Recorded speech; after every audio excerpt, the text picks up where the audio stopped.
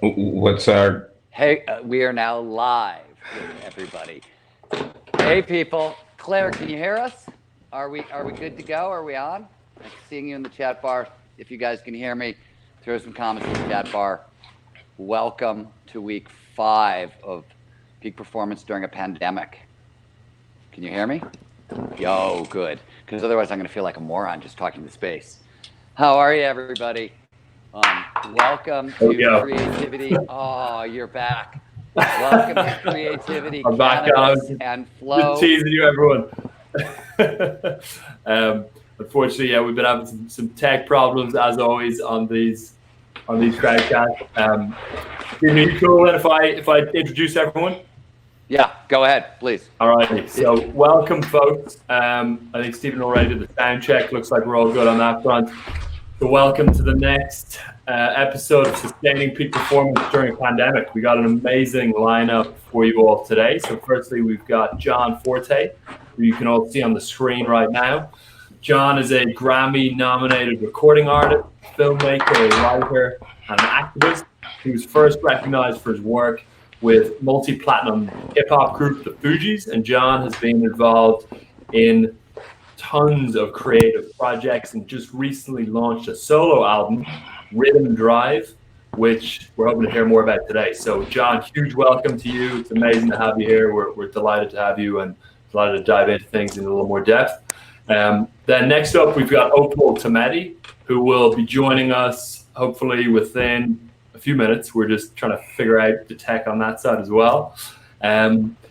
And Opal is a human rights activist, a writer, a strategist, and a community organizer. She is a co-founder of Black Lives Matter. She's also known for her years of service as the executive director at Black Alliance for Just Immigration. And among numerous accomplishments, she was named one of the 100 most influential women of the last century by Time magazine. Pretty incredible statement. And she was also named one of the 50 most influential people by Forbes, Marie Claire, and Cosmopolitan. So we're delighted to have Opal here, and we'll get her up on screen hopefully within a couple of minutes.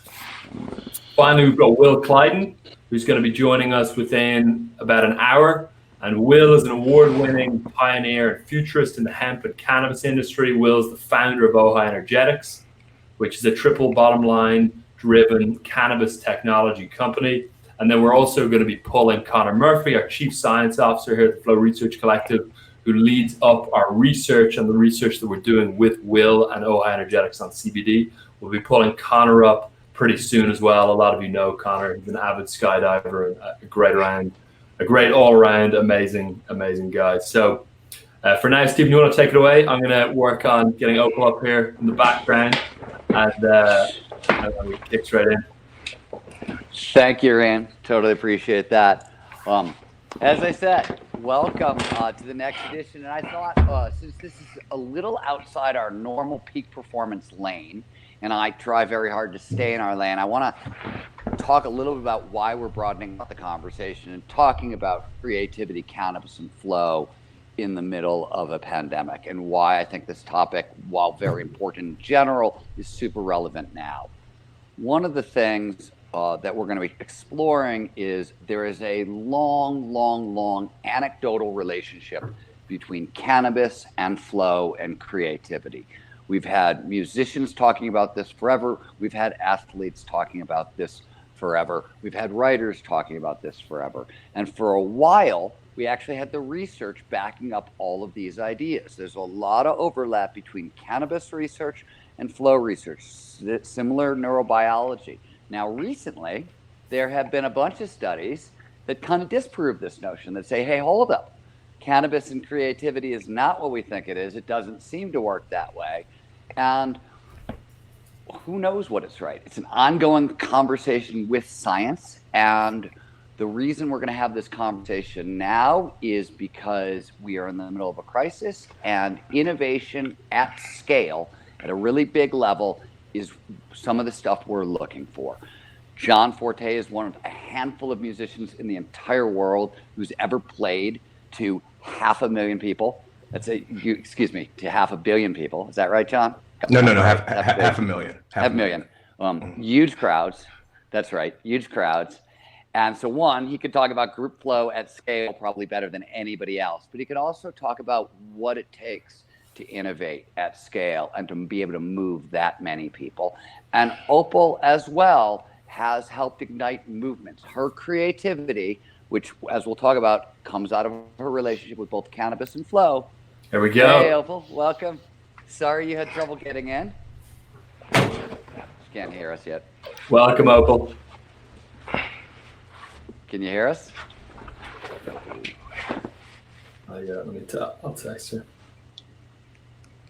Anyways, I will keep going a little bit. So I thought, as a way of stretching our boundaries and stretching the conversation a little bit, we were going to bring in kind of two master innovators at scale, two people who have really, really impacted culture, and two people who have done that using a combination of creativity, cannabis, and flow. And I want to start there. We're going to cover a lot of the science underneath all this in this conversation, in the second half of the conversation, but I want to open up with a question for you, John, which is, you have a new album out, Reinvention It, Rhythm Drive.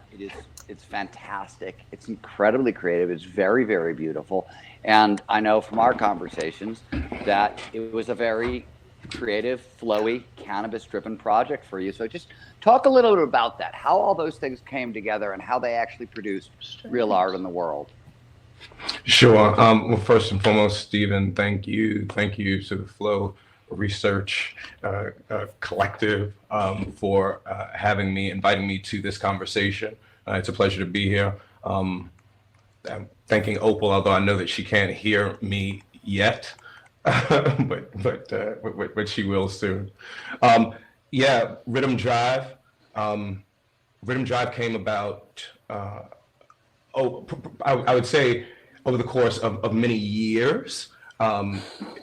It was the result of many years of songs that were iterated and reiterated, but the actual recording of the album was a very, very quick thing. It came about within about 2 weeks' time, and it was inspired. It was. I describe the momentum and the energy much like an avalanche. That's what it felt like. One song led to another, and before I knew it, I had something that I felt was thematically cohesive and succinct and exactly what I would hope. And so, this is the woodshed for me. That I'm down in the studio, and this is where Rhythm Drive happened, and where I've spent a number of hours, during this quarantine when I'm not with my family. To your point, Stephen, creating, and also reaching out to friends of mine who are also creating, wanting to know what they're doing.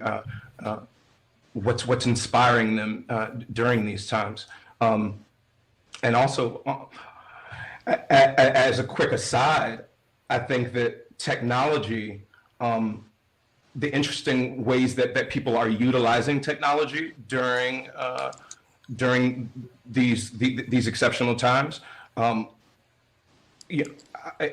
paying attention to that as well, and seeing how we create and how we can continue to tell our best stories.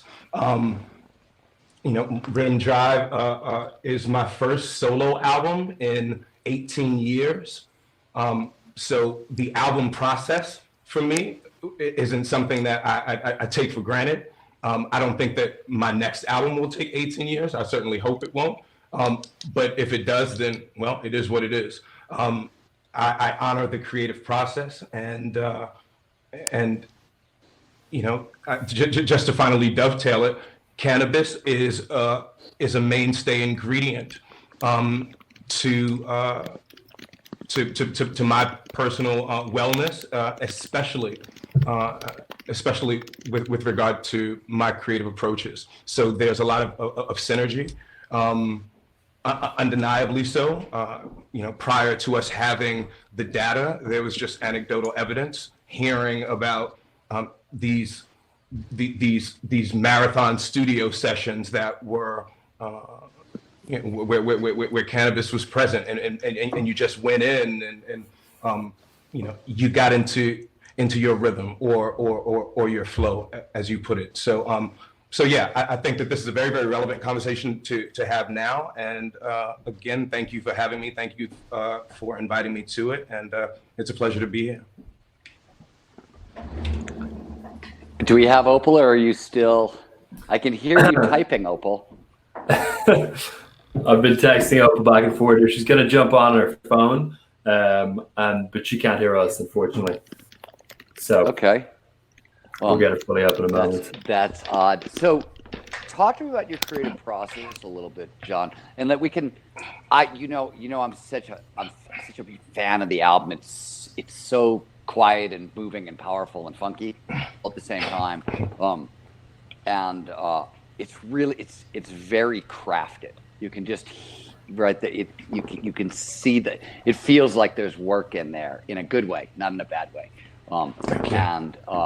So I just want to know a little bit about your creative process. You said cannabis is part of it. You said flow is a part of it. Talk to me about what that actually looks like for you on a day-to-day or week-to-week basis, however you want to. The first keyboard that I ever owned was Casio PT1, if I'm not mistaken, and it was a sampling keyboard.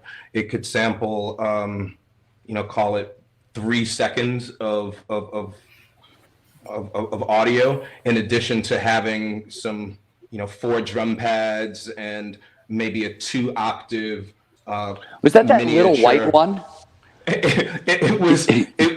I'm pretty sure it was black, but it's like a little pocket sized.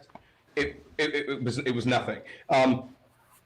But the excitement that I got turning that little machine on, just pressing that on and off, and hearing it activate, hearing it come on. I kid you not. Every time that I've come into the studio, every time that I've created since, it's like turning on that sampling keyboard for the first time. It's my clean slate. It's my opportunity to make a contribution, and especially as being a kid of, I don't know how old I was, maybe 8. When my mom got that, I was probably 10, because the violin was first, and then I got this small keyboard. But for me. Oh yeah, by the way, folks, if you didn't know already, John is a freaky polymath. He's just good at everything. So yes, he got the violin first, and then came the keyboard. Yeah. Absolutely. Keep going. The violin showed me that I could make music with others, whereas the keyboard showed me that I could compose. And I've had that relationship with the keyboard ever since. I start 90% of my compositions on the keyboard. With this album in particular, most of the material was built up exponentially so first, with a lot of production, layers of sound. And then I just decided to remove everything away, because in this world of noise, we all have access to the same infinite amount of virtual tracks.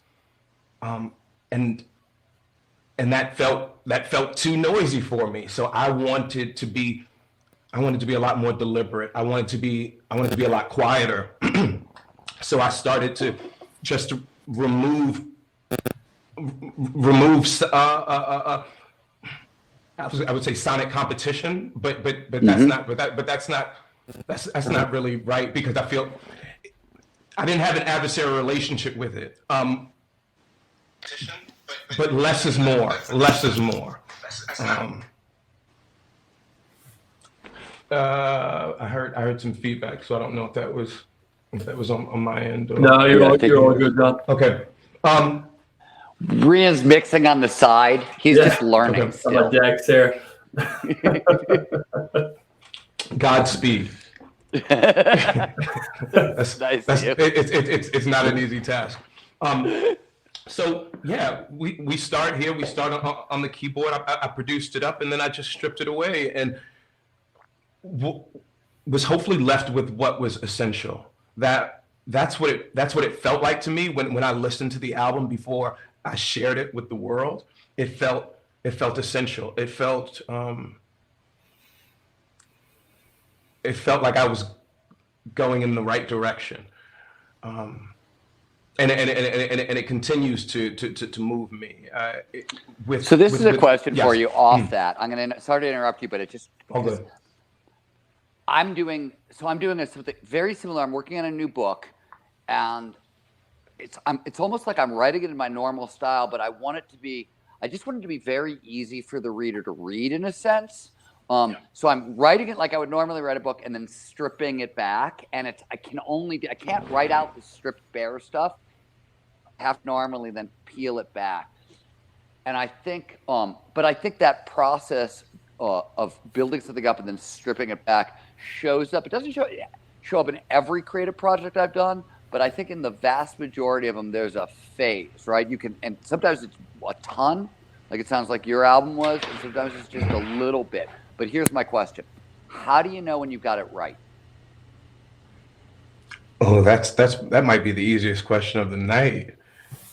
The last song on my album is a song called "Those Who Know," and it's about those who know love, show love great, and I have that. I feel like I have that same relationship with the creative process, the beginning, the middle, and I wouldn't call it the end, but then that moment where you're prepared to your question, share it.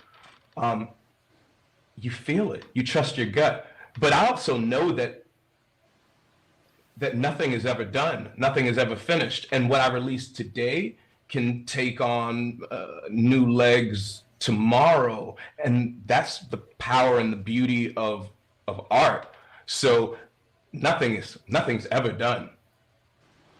Well, I always had envy for musicians, because with a writer, like, you got to, you're like, I got to put it out, right? It's like, it's done. Like, it's done at the end.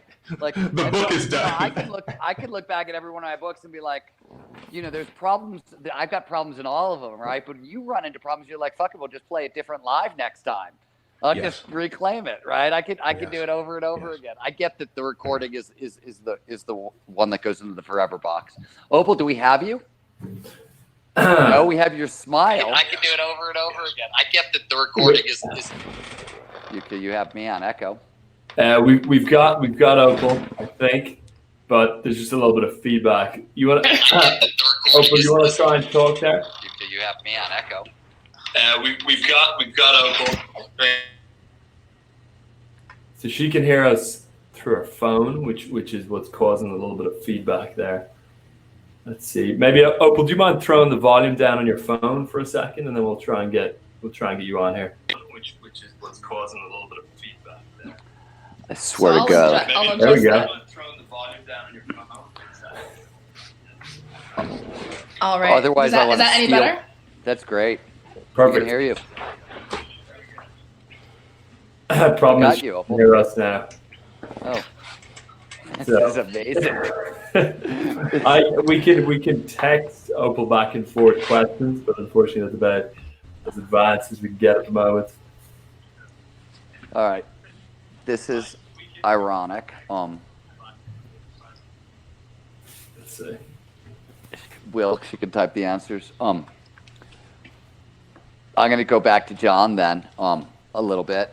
I want to talk to you a little bit about group flow, because you've gotten to experience a lot of different versions of it. You've had, obviously, interpersonal group flow where you in conversation. You've also had group flow, really great examples of it, playing in a band. And then you've had communitas, right? Group flow at scale, when you get to merge with a huge crowd. Mm. And what I'm curious about is, are they, from a creative perspective, are they radically different experiences? Are they similar? Are they of a kind? There aren't very many people you can talk to about the feeling of communitas with that many people. So I sort of want to take advantage of you being kind enough to join us to really sort of drill into that with you a little bit, because there aren't many people who can talk about that. Thanks. I'm also sensitive to the fact that I feel like I'm monopolizing this conversation, and I want to get Opal in, and I know that we're trying our best. So that's on my mind as I speak about myself. They're all very, very different experiences. The beginning of the songwriting process for me, when I'm usually on my own, and there's that initial conversation that I'm just having with I, and then the spirits and everything else, to just try to manifest and be a conduit for something worthy and worthwhile. And then there's that opportunity to share it with others, and to play that live. And then, like you said at point earlier, when I asked, 500,000 people in Haiti to throw their hands in the air, and they do that, and then they wave side to side, and you see and you feel that energy. It's transformative, right? Like, but you also know how fleeting it is, because you don't see that for the entire concert. You see that for that moment, and it's awesome. And you realize that you are catalytic for that. You are behind that. You are the spark for that, when you're saying, hey, do this, and everyone does it, and you're riding that wave. It's powerful, but it's no more powerful than the possibility that I have every time I come in here to begin a song in the first place. And so that's interesting. Right, like each moment, each of those moments have that unique peak, that unique maximum. Yeah.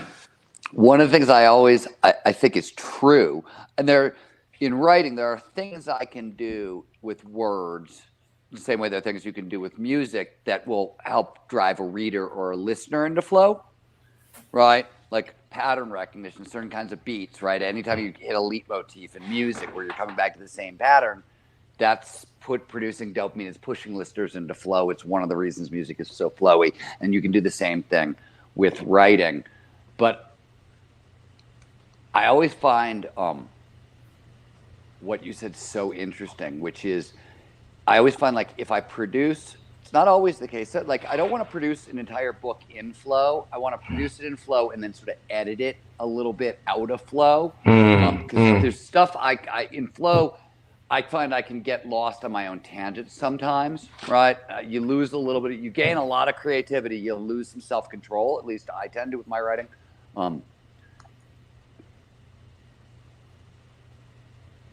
My question to you, I guess, do you find that when you produce a song, create whatever it is, however you do working, and it was a very flowy experience, does that transfer?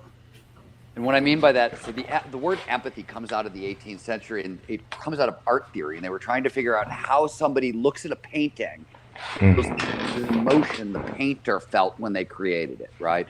In a similar way, I always think if I'm writing and I'm really in flow in my writing, some of that transfers to my readers. They get that same thing because it's sort of baked into the rhythm of the language, or something there drove me into flow. And if I do my job right, I think it'll drive the reader into flow. Do you feel the same way about music?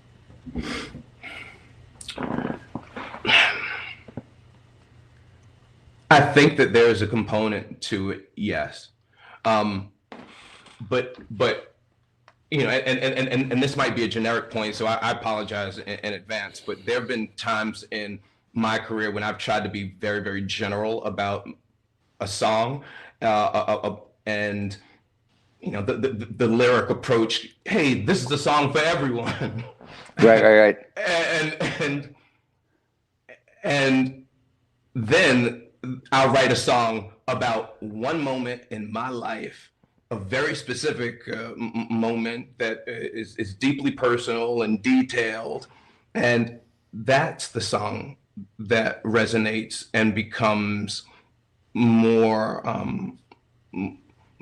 more universal, or it ends up, ironically enough, having more universal appeal. The more personal I can do a deep dive and find a way to honor this journey vis-a-vis the creative process, then that's what ends up proving to be the most effective in my personal experience as a producer and as a singer-songwriter. That's interesting. Sometimes I say something similar about writing. When I teach writing, I always tell people that you want to tell the truth, tell the truth, tell the truth. Like I want to be showing, especially if there's something about me, or even if I'm writing about science or technology, I want to be a little uncomfortable. Like I'm showing a little too much of myself, not a lot. Like you never want to overshare, and there's a fine line. And by the way, I think cannabis can blur that line.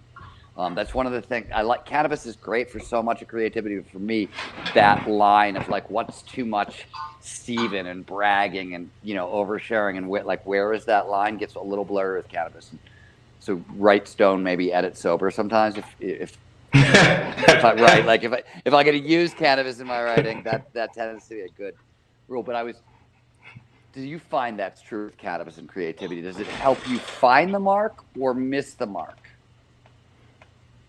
I love how you put it. For me, cannabis blurs the noise of the construct, and then the many constructs therein, so that I can get to a place of recognizing what is really important and what really matters, rather than what, for example, the media may tell me, or what my I don't want to throw stones, but we have opportunities throughout the day to really get passionate about our respective lenses, be them political, religious, economic, socioeconomic, etc. And so, as an artist, I want to have these important conversations without trivializing or being insensitive or being hyper reactive. And so cannabis has a meditative intelligence that allows me to employ that filter, and I think that with that I'm able to lessen the noise of everything else that could distract me, and then focus on the mission at hand. I think that's Opal. Do we have you? Are you? Oh my God, you're here! Yes. Hi, Opal. We made it work. Opal. Hi, Y'all Opal. are amazing and gracious. I'm glad we figured it out. Sorry. Yo, this is tech. It's okay. All right. Now made it's it a happen. party. We tried. We tried to get in early to figure it out, but it's okay. Thank you for joining us. Do you mind if I pepper you with questions now that we have you? Yes. So Opal and I met actually originally at a cannabis conference, and she was talking about both cannabis as a tool in her personal life and for creativity, and and from a social justice perspective. And I loved everything she had to say on both sides of the question. But I want to start on a personal side. I just want you to talk a little bit about the role cannabis plays in your life, in creativity and flow, some of the stuff we talked about earlier in the week. Did we lose her? Uh-oh. Did you lose me? Oh, this is Damn. just What a This tease. is just the universe has a funny sense of humor tonight. Exactly. Just to get the question. All right. Well, Opal is frozen, waiting for Opal to reconnect. Slow clap, laughing out loud. Yes, people, I hear you. It's really the platform. There isn't a better one to do this, and we are on the phone with them every week trying to make it better. That's all we can do at this point. All right, Rand. Yeah. I know you had there's a bunch of questions on the side for John that I've seen rolling in, and I know you had a bunch, so I don't want to hog the mic too much. Yeah. And yeah, totally. Maybe we bring in Will for a second. Yeah, let's do that. Let's All do that. And John, I'd love to throw a question at you while we're doing that as well. So, Sure. I've heard you talk about confidence as a key to your work, and I'd love to hear a little on whether you've intentionally cultivated confidence as a skill or a mindset, and how you think about the development of confidence.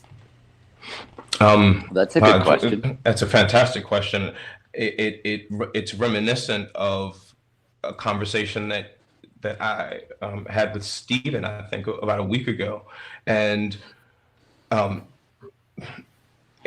perhaps a little indirectly, but we're talking about hip hop, and so the braggadocio in hip hop, the I'm this, I'm that, I'm this, I'm that. It might seem trite to some, but I think at the heart of that is a desire and or a demand to be seen and to be recognized, to be heard and to be felt, to be acknowledged as a sentient being. And it's standing on that soapbox and saying, I am here. And so you had to have that to spar in those ciphers, in those sessions, in the early days in the parks. You can call it confidence, you can call it ego, you can call it presence, you can call it just a sense of self. But you had to be able to hold your own, and so that came with projecting. That came with breath control. That came with a mastery of certain technical skills that came with being an oratory performer, as it were, so that you would not be forgotten. And that's what I think we put into the music that is now, the dominant music on the globe, and we see it. We see it in our young artists right now. They just call it different names, whether it's drip or swagger or what have you. And I love them for it. When you see these babies saying, what about me? What about me? Look at me. And I think that's powerful and it's profound.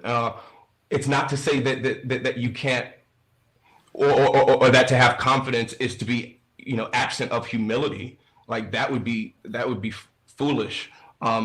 So yeah, I think that you can have that swagger, you can have that drip, and dare I say it's necessary to a degree. Amazing, John. I totally agree with you, John. By the way, especially early on in a creative career, you have to. I was intolerable for a lot of years because how much ego I brought to everything. Because it is so hard to come up as an art. There's 10,000 people who are chasing you, and they all want your job, and they're almost as good as you, or maybe they don't have your connections, and they will, right? They're gonna be as good as you, and they're gonna, right? And so there's a lot of, and it's weird because as an artist, you're vulnerable and emotional, and you're all those things that you're not prepared for. Like, oh fuck, this is the real world, muchachos, right? And you need that swagger, especially to come up. I will tell you, they threw me out of my undergraduate creative writing program for my swagger for a little while. They did. It's a true story.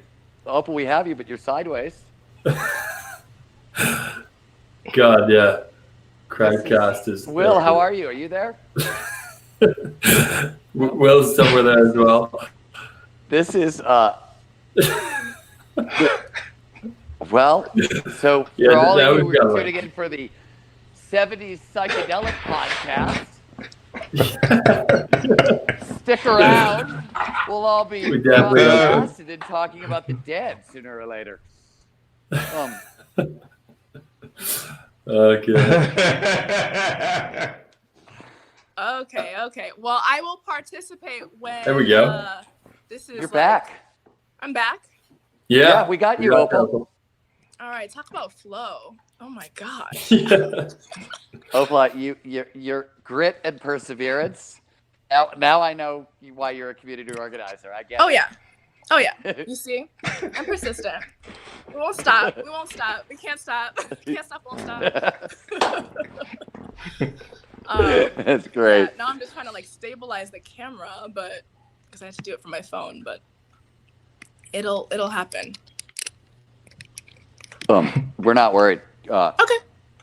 Can I let me repeat the first question, which is, what kind of your personal story a little bit, because you weren't a cannabis user for a while. You took a long break. You came back to it for health reasons, and it led into so much creativity and flow for you. Love you to kind of walk us through that story a little bit. Yeah, well, thanks again, for understanding all the tech challenges and bearing with me, and us. So my brief story, being mindful of the time and really wanting to get to the heart of our conversation, my brief story is that I hadn't used any kind of cannabis in any form for many, many years. And with the type of work that I do, human rights work, social justice work, I could really feel the tension just of stress, the fog in my mind, just the overall kind of the weight of it, quite frankly.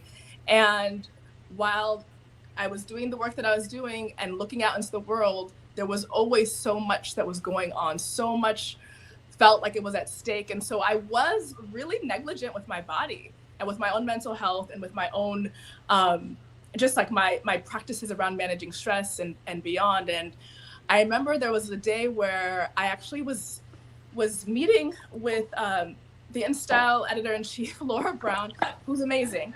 And she was like, what are you doing for stress? And how are you managing all that you're navigating and all these different things? And we were, doing a little pre-interview for something. And I was just like, I'm trying to meditate. I try to do this. I try to do that. But it's, it's hard. I'm always looking for a leg up or some kind of, support. And she looked into her bag, reached into it, and gave me some CBD, a tincture. I think it might have been Laura Jones or something. And that was my first experience with any kind of tincture. And she was like, this is what I use. I think you're going to enjoy it. And I can see that you need a little bit of support. And I was just grateful that she offered something and that she was observant of me and cared enough to say hey, let me give you some advice, maybe try this thing. And I remember that night I was actually heading on a train from New York to DC to participate in a series of lobby visits and I think testify at a hearing or something. And I remember being rather anxious about the whole thing. I was leading a whole delegation and we were doing some immigrant rights legislation, and I hadn't felt like I could really sleep deeply, but I tried those tinctures. And after having a week of really just struggling, restless nights and so on, I finally had a great night's sleep. The next day we had to do our testimonies. We had to go talk with different legislators. And I felt a sense of just ease. And the only thing I had changed in my practice was adding in the CBD. So that was my beginning. And then almost 3 to 6 months later, I began to really dig into my own needs as a person. And what I shared with Stephen earlier was just that I've had a lot of chronic health issues for as long as I can remember. I was in physical therapy from like the age of 10 or so, and never really stuck with it, never really quite put our finger on what was going on. And so I just left everything. I just ignored it and just dealt with chronic pain every single day. And eventually found an amazing doctor, Jack Mansion in New York. And he basically was like, yo, we're doing all this training. You need to stay consistent. I see that this is not just about your physical well-being, but it's very integrated. The work that you do needs to be done at a very high level. It's very high stakes. And I think you really need to go try this, like go look up Charlotte's Web and, try that out. And I did. And that was even better. And ever since, I've just been a dedicated and committed user to all kinds of tinctures and even topical treatments for my own pain, my mind, and beyond, and just have found great personal benefit from it, and have turned a lot of other people on to it. And that's a little snippet of my journey. But I'll just say this: the pain issue was a huge thing for me. It's something that I never really talk about publicly, but I deal with a lot of pain, and I would frequently maybe overeat. I would maybe drink a little too much. I would do other types of things to manage the pain without giving it much thought. And so what happened for me as I began to use cannabis was I had a level of peace, a little bit more awareness, a little bit more understanding, and was able just to layer it into my other practices in order to support my overall performance, which, like I said, is really important to me. Something I value our people. I love our people. I love the work that I get to do. But at the end of the day, I was neglecting myself. And CBD, thankfully, and just other forms of cannabis have been able to allow me to pay a different type of attention to myself, care for myself.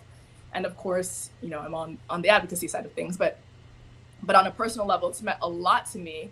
And I've even been able to share it with other friends who have other types of chronic issues.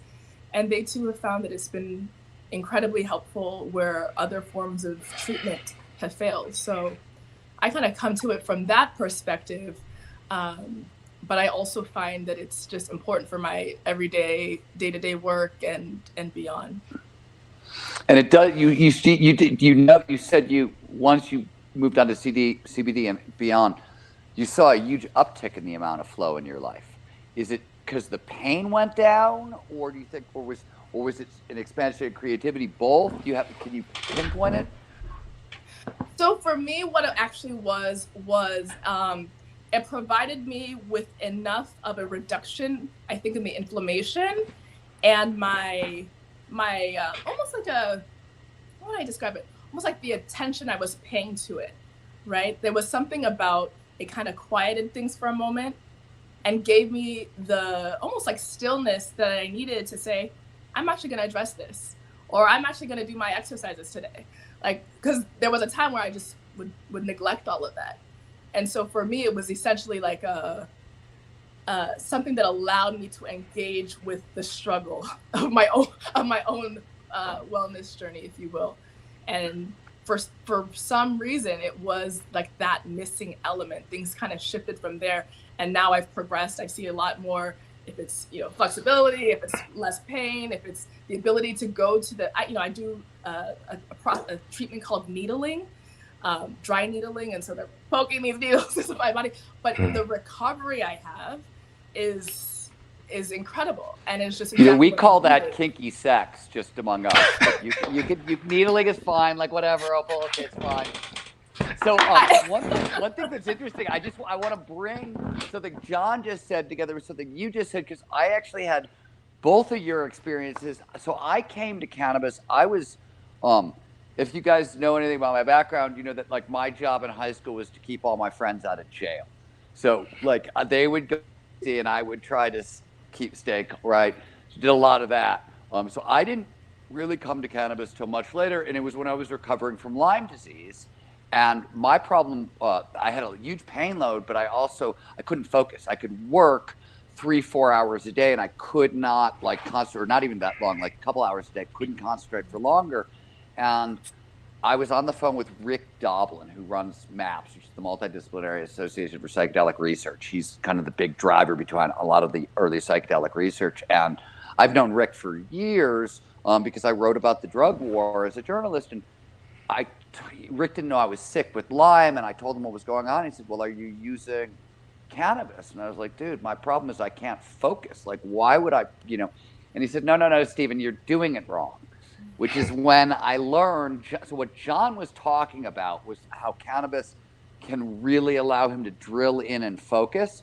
The thing people don't know about cannabis, and this work for anybody who's curious, it was done by a guy named Mitch Earlywine.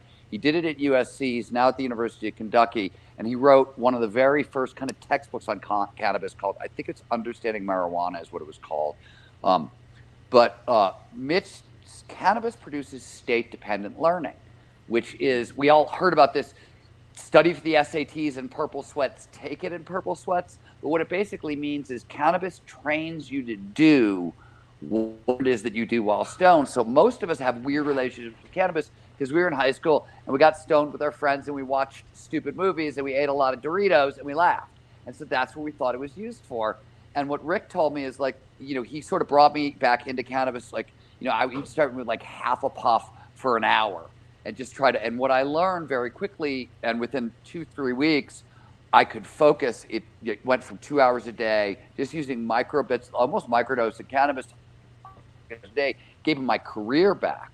Surfing and flow gave me sort of my health back, but I couldn't focus enough to get my career on track. But I then got all the pain relief. And what you were talking about was, I think if you've been in pain for a while, Lyme was very crippling and couldn't really walk across the room for about 3 years. I don't think your nervous system even knows where normal is. You can't what's normal, right? What did I used to feel like, right? And cannabis, because I was using it for work, but the bonus is my nervous system started to find, the inflammation went down, but it found normal again a little bit, and that was a huge deal for me in terms of my healing process. And I also think it unlocked a lot of creativity and flow for me downstream. That's great. Rian, I'm going to let you jump in with a question or two. We're going to keep Opal on for a little while longer. We're going to run over, guys. So Will, Connor, I know you're in the background. Hang out if you can, because it's not every day you get to talk to such amazing people. So we're going to keep going unless they want to get mad and run away. John, if you have to go be with your family, I totally understand. No, I'm gonna stick around. All right. Right. Yeah, Opal, I've got a question I'd love to ask you, and then we'll pull some from the audience as well. So in our work, we often talk about finding intersections between purpose and passion, which definitely seems to be things that you possess a lot of. How do you think about passion? How do you think about purpose? And what's your journey been cultivating or finding your own passion and purpose? Oh, I like that question. I didn't know we were gonna go there. Yeah. So, honestly, my passion comes out of necessity. I think a lot about just, obviously the state of our world. We can start pre-COVID, we can start during COVID and beyond. But I think oftentimes about the state of our world, and even, pre-COVID, you look around and there are a lot of challenges we're witnessing in the world. I have always kind of been in a place and have grown up around and within community that always looked out for each other. So I'm the daughter of Nigerian immigrants, born and raised in Phoenix, Arizona, and my Nigerian immigrant community was really, really tight knit. We would always, see each other all weekends. We'd have our own kind of fellowship and services and maintain our own traditions and eat our own foods and all of that. But we were also part of a larger church community, but we maintain our traditions, right? If it's wedding styles, if it's naming ceremonies for childbirths and so on. And so much of that taught me the importance of recognizing each other, maintaining your community, just celebrating who you are, no matter where you are, and no matter what the larger society says about you. And I witnessed on many occasions various challenges that my community was having. We're Black people in Arizona, so talk less of being immigrant, but like Black folks in Arizona, and very conservative environment. This is the state that did not want to recognize Martin Luther King as a holiday. We had the most draconian anti-immigrant law. We reversed affirmative action. We put a ban on ethnic studies. So just a really kind of hostile environment. However, I had this vibrant Nigerian community that was very unapologetic about who we were. And while being unapologetic for who we were, and my parents wearing their traditional garb and so on, we were faced with different challenges. So my dad being pulled over time and time again, driving while Black, aunt being deported, her children are left behind, she's a widow, uncle in immigration detention. We just saw different things, and even just witnessed different things with the Black students at my school and so on. And so a lot of the work that I began to engage in actually started at a very young age. I was probably 13, 14 when I began to sense like something's a little off here. My friends are dope. They're amazing. I actually also was part of what and even in high school, like what my friends were calling a little UN. So my best friend was from Jordan, the other one's from Sri Lanka, the other one's from Germany. And we just kind of were a tight-knit crew in addition to my Nigerian community. And I just always thought we were great and didn't understand why we were dealing with all types of hardship and why different things were happening. And so out of necessity, I began to, speak up at a young age, and I began to organize, cultural celebrations, just a very light and easy thing. But as I began to see that the issues weren't just about mere recognition or representation, but there were issues about equity and our ability to even be in a space or survive in a space and thrive and reach, similar heights as our counterparts.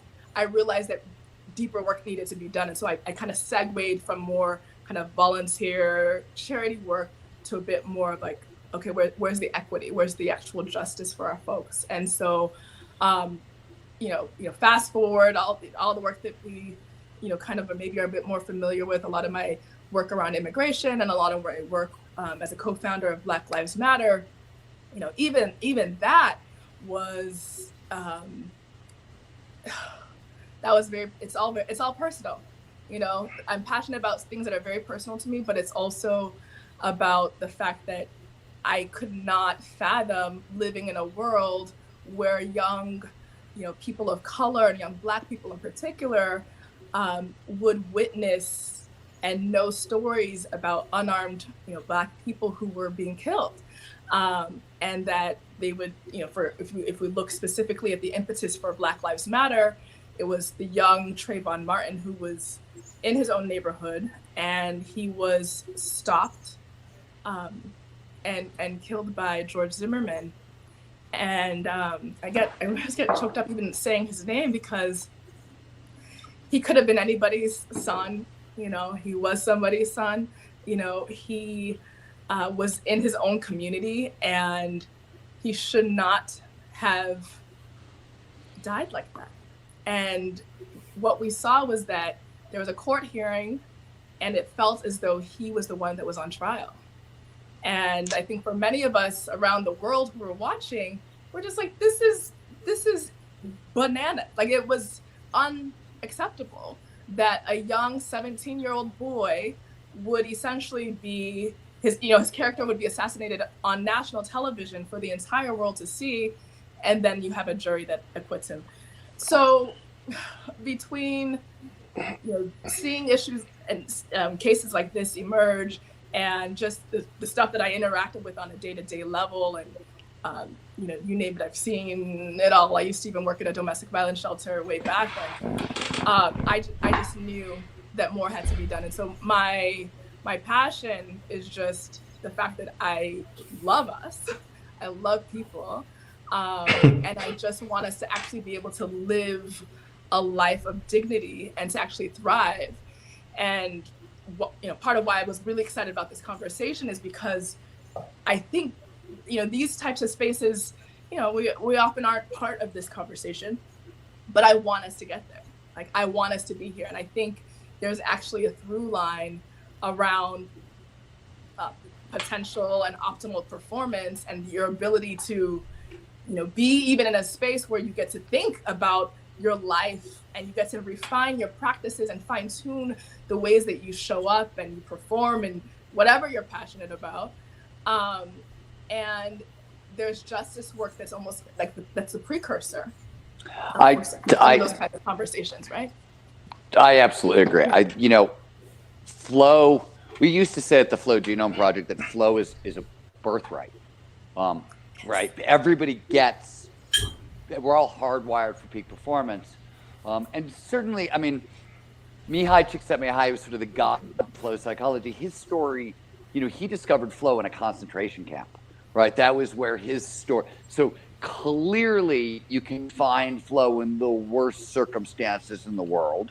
That said, it's a hell, if you're starting from a level playing field, which, clearly hasn't happened, it's a hell of a lot easier to get there, right? So there are whole communities in the world we've never seen the best of because we haven't, in a modern times, created conditions for peak performance. As you said, this foundational kind of social justice, basic right conditions for people to even begin to be their best.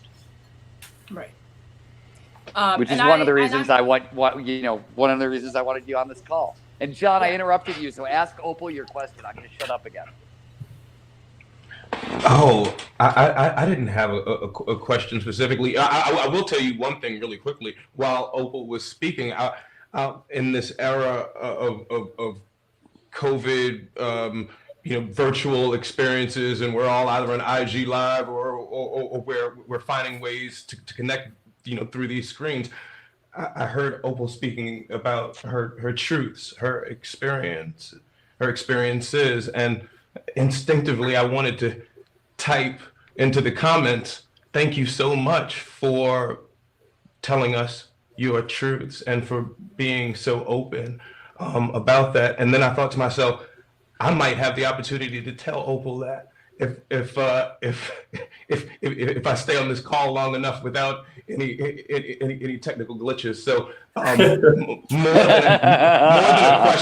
more than it being a question, I just wanted to say in the spirit of wellness and gratitude. Yeah, thank you. Thank you. Yeah, Opal, you can definitely see the passion coming through. It's infectious, even just as you speak. And just as a follow-on question, I mean, hearing you describe it is very much so the case. I think that you've been fighting what you could call a pandemic for years now. So how do you deal with it on a personal level in terms of managing overwhelm, again, managing stress? Obviously, you touched on CBD, staying calm, dealing with obviously the intense emotions that can come up. I'd love to hear a little about how you handle that personally. Yeah. So, one of the ways I've been thinking about it and the importance of practice and refining whatever the practice is. So for me, it's definitely CBD, it's prayer, it's meditation, it's exercise, it's actually fine tuning my diet, what I eat is really, really important. So I feel like there are a few different components that allow me to show up in my best and contribute what I really need to contribute. And I'd say that, just for sake of this conversation, I want to kind of drill in just for a moment around how important cannabis has been within all of that. Because I feel like I've known about the other components for a while. I didn't necessarily have the stamina, the discipline to maintain, a more structured regimen.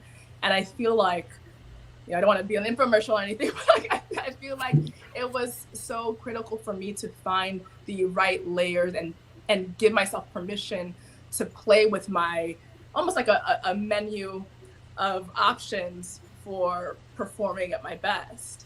And I think for those of us who are concerned with issues of social justice and human rights and some like these, bigger picture things, it's actually really vital that we are showing up our best. And Yeah, I won't even just pigeonhole it and just say it's only for folks who are doing human rights work. Especially in this time, I think it's clear that we all have a role to play and that we all need to be contributing our various gifts to make this world function in a way that's more just and dignified.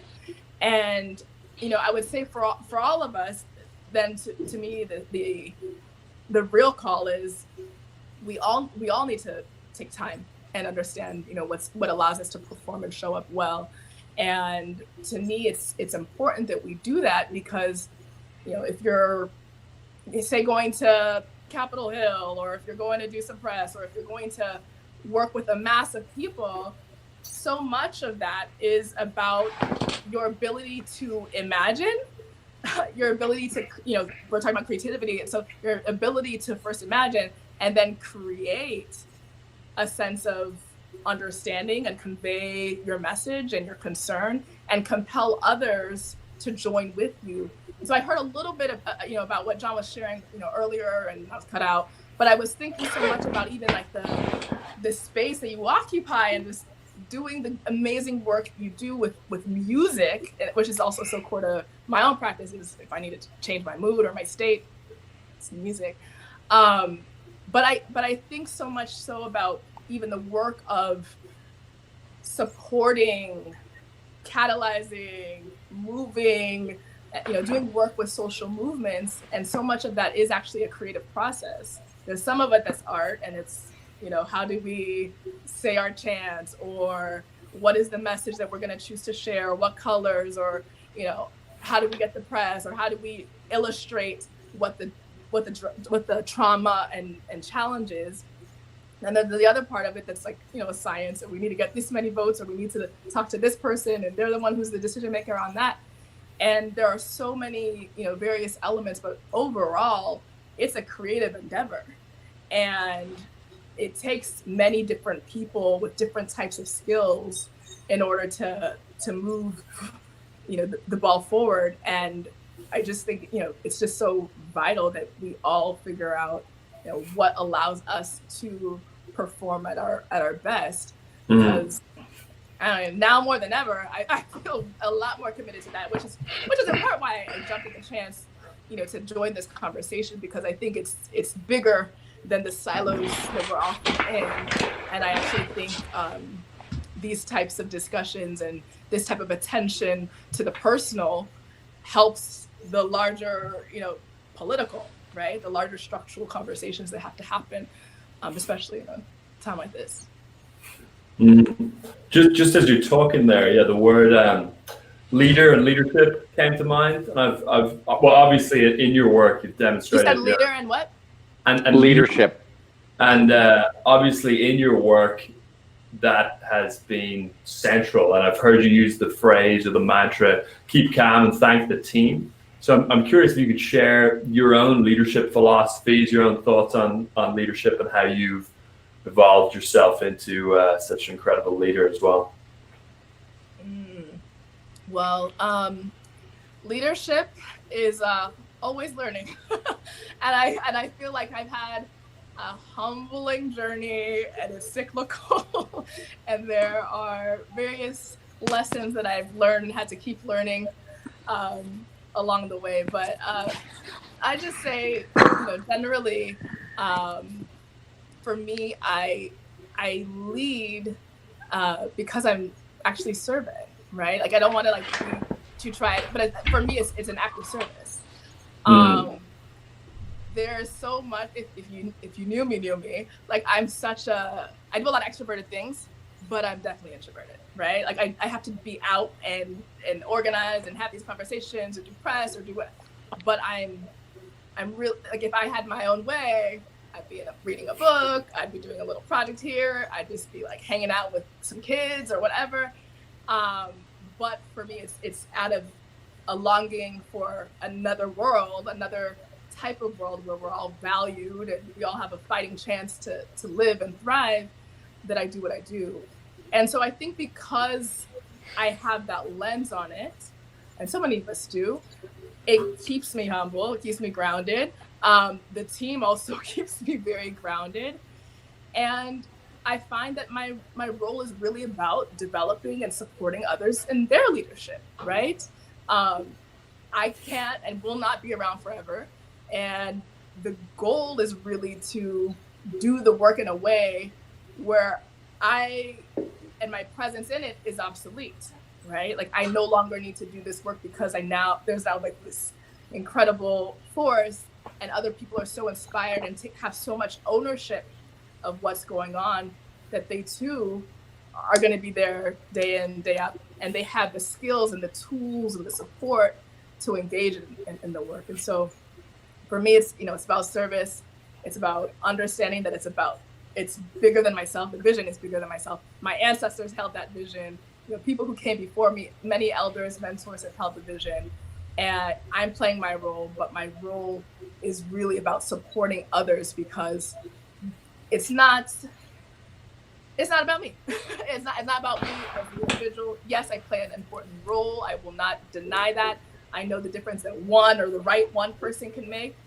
And at the same time, as I know that there are some folks who can really support the development of other people, which is ultimately what I end up being really, really passionate about. It's like getting folks ready to lend their gifts, their talents to the really important work of developing a democracy, that works for all of us. Yeah, that idea of servant leadership, I think, is incredibly powerful and important. There's good research as well that shows that servant leaders produce better results as well from a straight up tangible perspective. And obviously, yeah, it's amazing the way you're describing it. Stephen, have you got any questions there, or I've got tons of questions. I was going to actually tell you, drop me off, bring Will into the conversation, because I know he's got a lot to add. And I'll let you ask the next question. But before I pop off, Opal, John, both of you are amazing. Thank you for joining us. Will's going to come back. He's amazing, and I hope you'll come back and we'll have this conversation again. I hope this isn't a one-off. We will. Thank you, Steve. Thank you, Stephen. Stephen, I'm going to try and pull Will on without knocking you off. The new tech. Ooh, I like it. All right. We may have an update. In that case, then I actually will. I will ask. I can ask Opal you the same question I asked John before you got on, which was, I'm really curious. Group flow, which is the flow we share with others, right? It comes in lots of different levels. There's interpersonal flow, me and you talking. There's group flow, which is just a small team. And then there's communitas, group flow at scale, right? John talked a little bit about what that felt like sort of as a musician and the differences between what does it feel like as an organizer when you're dealing with those levels and everybody's together, the same message. So first of all, do you have a favorite? Like they say group flow is our favorite feeling on earth, but nobody's ever specified, is that interpersonal flow? Is it group flow, or is it communitas? Like, which is the best? And, chances are I'm not going to be on stage in front of as many people as either you or John ever will. So I'm asking you. Oh, I like this question. Well, first I'll just say that I love any type of group flow. whatever the scale may be, there's something that is so I don't know, something that obviously transcends yourself, and there's something just so special and so sacred about those moments and those experiences when you're able to have a group flow experience. And then you talk about communitas, and I'm not sure if I even understand that as fully, but when I do think about communitas, I do think about the larger kind of social justice and social movements that we're seeing emerge. And I regularly tell people that while Black Lives Matter was absolutely founded by 3 Black women, and we put different things together at a certain time in history, it was also clear to me that there was an opening, and that people more broadly were ready for a particular kind of message and movement. And so it wasn't so much that we had the right hashtag or the right words per se, but there was something about a moment and being creators and kind of tapping into our creativity and saying like, yo, now's the time to move.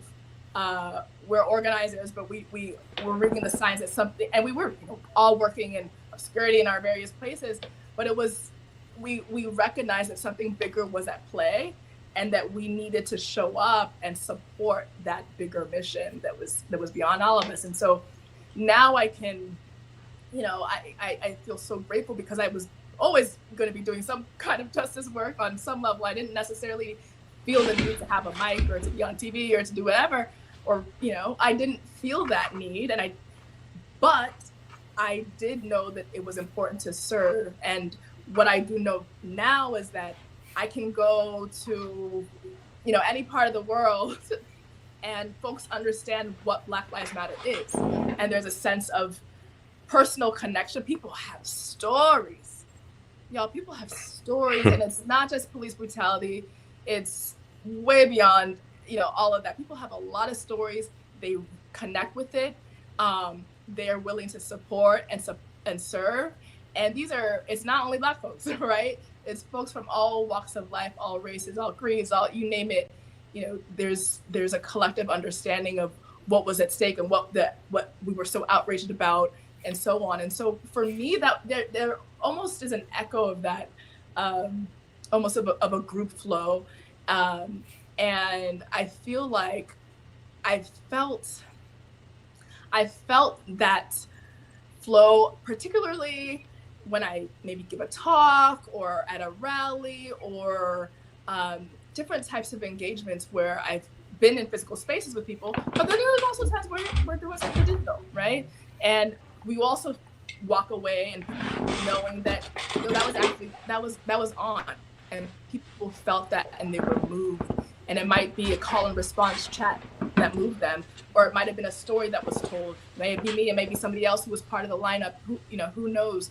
But there have definitely been those moments where it's felt almost like a religious experience. That's the only kind of way I can describe it, when somebody's at having a religious experience, but at a collective level. And there are a few things that are more gratifying, I'll just say it like that, than that. And particularly on the issues of the day, right? The issues that are of kind of prime importance at this moment in history. It feels incredibly humbling and also gratifying to know that people have been, so moved, and you sense it in the room. I've had these different experiences where folks come up afterwards, maybe they're crying, maybe they want something signed, maybe, who knows what it might be, but they were quite literally transformed in the experience.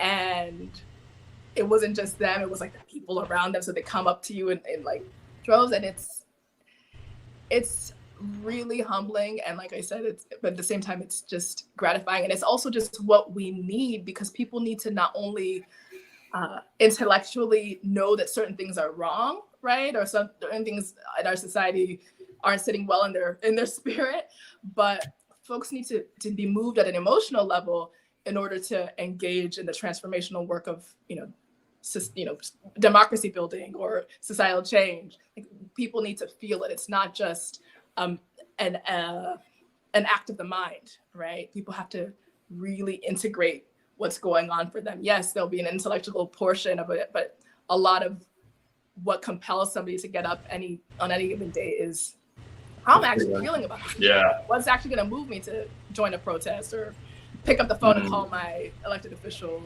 or whatnot. Yeah. So. Yeah, God, I can't even imagine what the feeling is like at some of the. I can't even imagine what the feeling's like at some of the big groups that you've been with. I see we've got Will here who's been nodding his head a little bit as you've been talking, Opal. So I'm going to throw Will in the hot seat.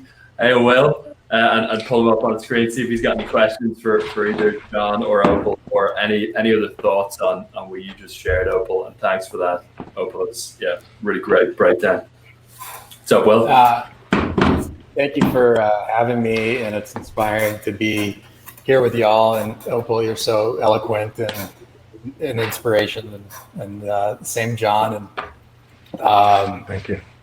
yeah, there's so many elements I think are when Opal, when you were talking about the necessity for self-care to then be able to actively engage and deal with the greater community, I think that's so important. And particularly how you brought it back to the end, like taking CBD and cannabis, seeing how the endocannabinoid system can help us holistically integrate and start to see outside of the patternings that have more of the rigid thought structures, which I think which we see in the systemic issues of society, of belief systems that are false, that can become rigid, and the ability for the individual to do that self-care and love themselves enables them to love others, and then start to what was pinging is like the endocannabinoid system. It facilitates lateralized thinking and helps us see in a different view, which can crack that rigidity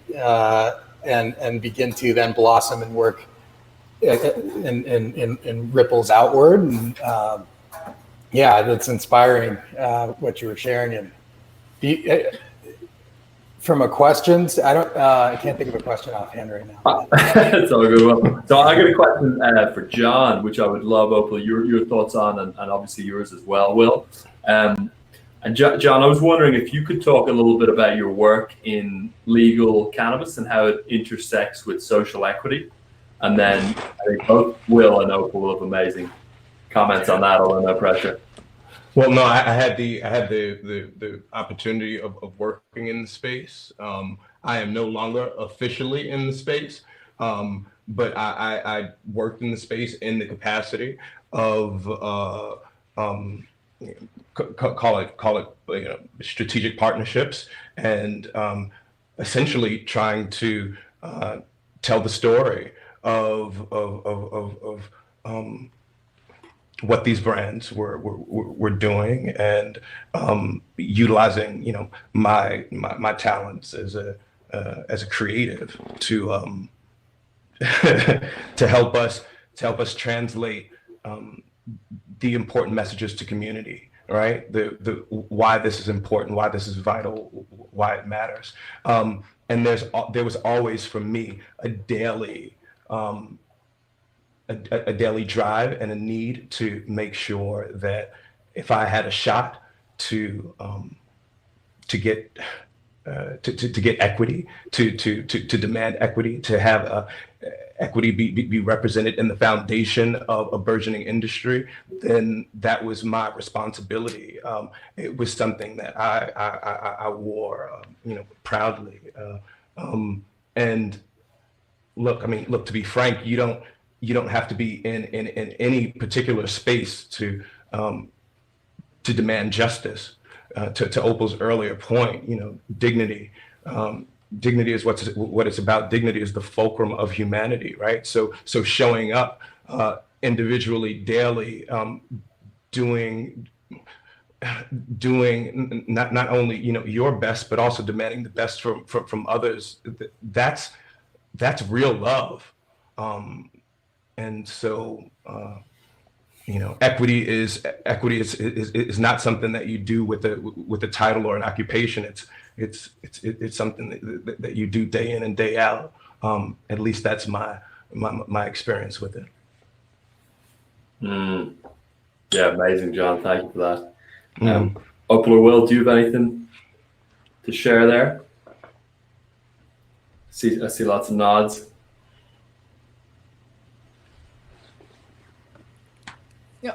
I'll just say that I really appreciated hearing all that John had to say about that.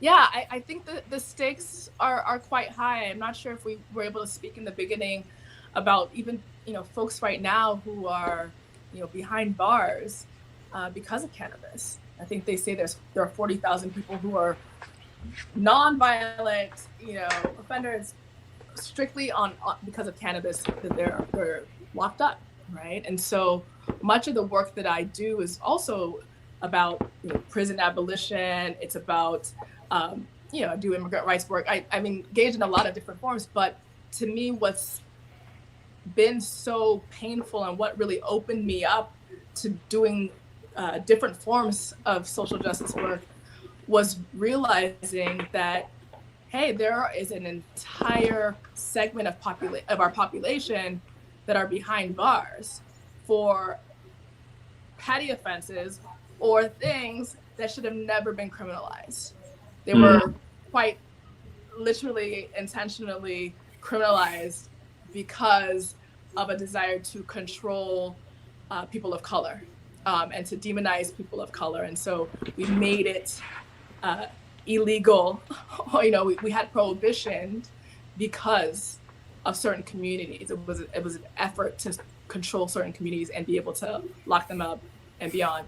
And so for me, it's just important that we also keep that in mind as we're engaging and as we're talking so freely about the real benefits of the plant, is also coupling it back with, there are a lot of folks who are quite literally serving serious time or life in prison right now for something that is legal now, or many places illegal. It's not legal across the country, but and it's unconscionable that is still the case at this moment, and that there are people even during COVID-19, in the midst of this coronavirus pandemic, who are literally locked up in cages and at risk, at significant risk, to catching the virus because of a plant. And I don't know, I get, it's something that obviously angers me, aggravates me. I'm sure it does for many of you all out there as well. But I think we have to, as we have conversations around equity, it obviously relates back to why are folks, locked up in the first place? What's really going on in our larger society? And how do we ensure that the folks who have been most acutely targeted, who've been the recipients of the most harsh treatment, can finally have a chance? One, they need to be out. Two, of course, there's a lot of expungement work that's going on, so taking it off your record. But absolutely, folks have to be part of the industry, and it's only right. It's only the rational course of action. But obviously, we can't sit on our laurels or sit idly by thinking that it's going to just happen naturally. None of the things that are really just happen on their own. We can't think that this thing's gonna just eventually. No, we have to be advocates. We have to show up. We have to ensure that these changes in our laws and policies and practices happen. Yeah, Stephen just wrote in the comments there as you were talking, Opal, history of drug laws, a history of racism for sure. And it's important to remember that law does not map perfectly at all onto morality or ethics. So definitely a separate structure and separate system. So absolutely. Yeah. Will, I saw you on mute. Yeah. From when I founded Ojai, and we're a cannabis technology company, before signing it in, it was very much in the forefront of seeing the inequity and knowing the historical specific targeting. And recently, even I don't know when, but they released the tapes from Nixon's drug czar, where he explicitly said we need to keep cannabis illegal to lock up people of color and the hippies, right? And it was this. And it just got swept away. But that is one of the things that I think is absolutely vital, is to know where you came from, so you know where we're going. And until people accept something, they're not going to be able to change it. And Vice, I was on a panel in New York explicitly with these subjects, and Vice. There's an individual there who wants to create a somewhat like a B corporation model, but have a third-party audit explicitly looking at inequities and ensuring that that's in the fabric and as part of the community as it begins to grow. I think it's absolutely vital. One of the campaigns I want to participate in is finding a good legal group to donate portions of sales to represent people who are locked up for the very plant that now people, and it's insane that you have people who, from a career perspective, were supporting bills that explicitly targeted people of color and now are benefiting financially and getting into the game now that it's open source. And I think it's, we cannot ignore it. It's absolutely vital to, and the plant of cannabis historically, right, it's a it physiologically unifies our body holistically, connects our different parts of the brain and gets us out of fear states. And what you were talking about of that pause, that the engagement of the endocannabinoid system enables us to get, it's been shown to increase neurogenesis in the prefrontal cortex, so the part of our brain that sees ourselves as interconnected, as opposed to when we're in the fear states of lack, we have this sense of other. And so biochemically, it enables us to get there from the ground zero. And it literally can be such a vital catalyst of a plant to unify and heal the world. We can't ride with that catalyst nature of the plant unless we accept the historical misuse. And it's so important to have these conversations. How do you will, because it's such a valid point. How do you then have that conversation with the folks who are in it for the money grab, and if they do have the wherewithal in order to maintain that space, how do you demand them to act just and to be fair? Yeah. So I think the best way is to educate and then have the market demand it, right? If you can make a choice as a consumer and you can support something that is in alignment with equity and justice and holistic benefit versus someone who doesn't care, as a consumer, you can directly vote with your purchase. I think that's one way that is going to be very tangible on the reality, because if people are demanding it, then whether they are themselves awakened to the principles behind it, that's a whole other story. And I think the best way, one thing that was coming up with is in-group flow and the increase of oxytocin as well. If you have people, it would be fascinating to look at of how empathy emerges with cannabis, and by breaking those rigidity structures and seeing the world outside of the programming. Hopefully that can engender a sense of reckoning and transformation in the minds of those who are not there. It's a great question, and I think there's multiple necessary, and at a more systemic level, people are required, like there's the expungement acts and things are mobilizing through direct action and demand. And like you said, Opal, it's not going to just happen. We have to actually make it happen. That's right. That's right. And what's cool is the plant can actually actively facilitates us in moving and activating and it's cool. Yeah, we'll have to ask Stephen when he's back on about empathy. Yes. The word that was coming up for me in terms of the usage of some of the plants, and then the way that would feed back into things actually improving as well.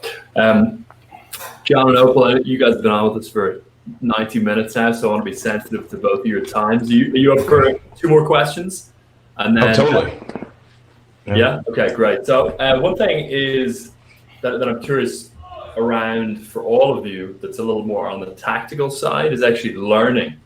All of you are incredibly articulate, eloquent, and obviously learned. And Will, you mentioned the importance of knowing where we've come from with respect to these issues going forward.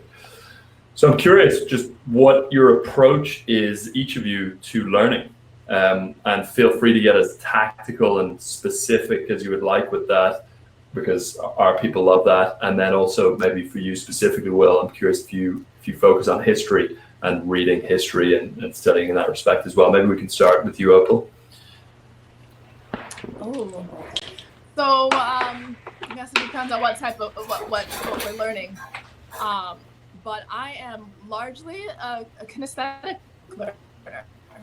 and kind of taking it back to like the old schools of thinking about how people learn. But I'm very much so about embodiment and physically engaging in whatever it might be. So I'm trying to think of an example on the fly, but for me, it's actually been helpful to use a CBD for me to manage some of the pain and the inflammation, because I am such an embodied, like if it's for learning, if it's for the healing processes and beyond, it's actually helped me stay the course and do the repetition and engage in the behavior that's going to allow me to absorb the information and learn. So I want to point to a good example of that. And, all I can think about is my morning routine, actually.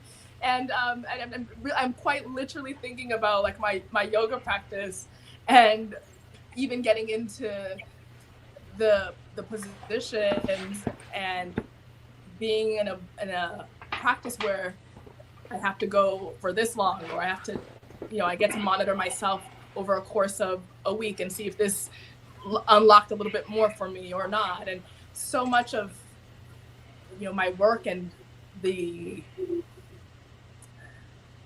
effectiveness of the work for me is about embodiment. So it's been vital to figure out what I needed on a personal level, because I think I hit my max at one point, and then needed to really get into my body to understand like what is going on with you.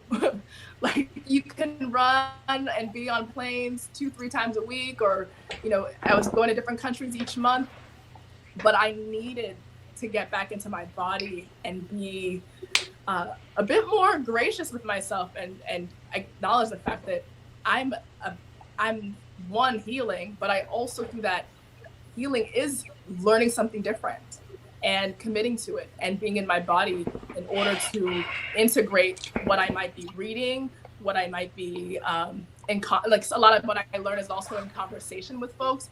And it normally if I'm having a conference call, I'm probably like pacing around, like we're locked in now, right? So I'm like pacing around my condo, and I'm actually absorbing what's being shared, because I'm in motion in another way.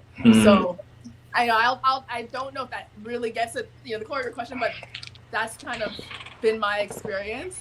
I also have to do a lot of physical handwriting. I have butcher paper on one of my hallway walls, where I also physically need to see what I'm working on, or new ideas that might come up, and just throw them up and leave them there for a while, and then go back to my Evernote or whatever I need to sort it out a little bit more. But I'm really kind of a physical person, and I think my physical pain was such a detriment to me for so long, and by the time I finally realized why it was holding me back, even on a cognitive level, it was like night and day. It really was. That's great, Opal. Yeah, that's something we talk about quite a lot, is the idea of embodied cognition. There's a great book that I'm completely forgetting the name of that Stephen can mention to everyone on embodied cognition, and what you're talking about as well when he gets back on. John, you want to jump in? You got any thoughts on this one? And then I know Will has some thoughts, and Stephen's got something he'd like Will to mention. Sure, absolutely. For me, learning and the opportunity to learning has equaled an opportunity to grow, right? To build on something that wasn't there. And so when I was younger, it was about rote memorization. It was about reading the books that were assigned, and then the banking method of the teacher being in front of the class and just delivering all of the information, and us essentially memorizing, regurgitating, and proving some sort of intelligence through standardized testing, right? So that went hand in hand until I went a little bit further on, where you were taught how to be a critical thinker and think through things, and then you started to question what you read, and you didn't just take what you read as fact. You had to triangulate that information. You had to do deep dives. You had to do more work. And obviously, times change and things change, and how we access our information changes. And the only reason why we stop growing is because we think we stop growing. There's nothing that ever tells okay, so let's just accept that all of it is a construct, right? Like it's just all what we named it.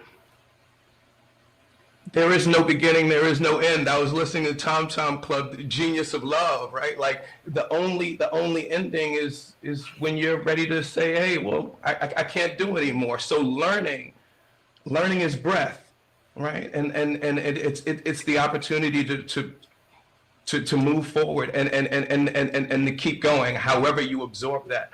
Talking technically, when I see another person do something, so YouTube is an incredible resource for me technically as a composer, to go down and to do deep dives and to lean on other composers within the community, other thinkers, to find other voices even. I'm not reinventing the wheel here, but I think that the ability to be the student is super, super important, as much as your willingness to own what you've learned in order to teach others who do not know, because those who do know have that responsibility. So there's an ebb and flow, an infinity loop of serving, leading, being the student, teaching. So it's a beautiful opportunity, right? It's a beautiful opportunity to flow in that. And with that, I'll hand it over to Will. Yeah, no, I think you break it down beautifully there, John. It's kind of like it's a messy process, and it's more of an emergent property than just a linear on-off thing that happens. Yeah. You want to dive in, Will?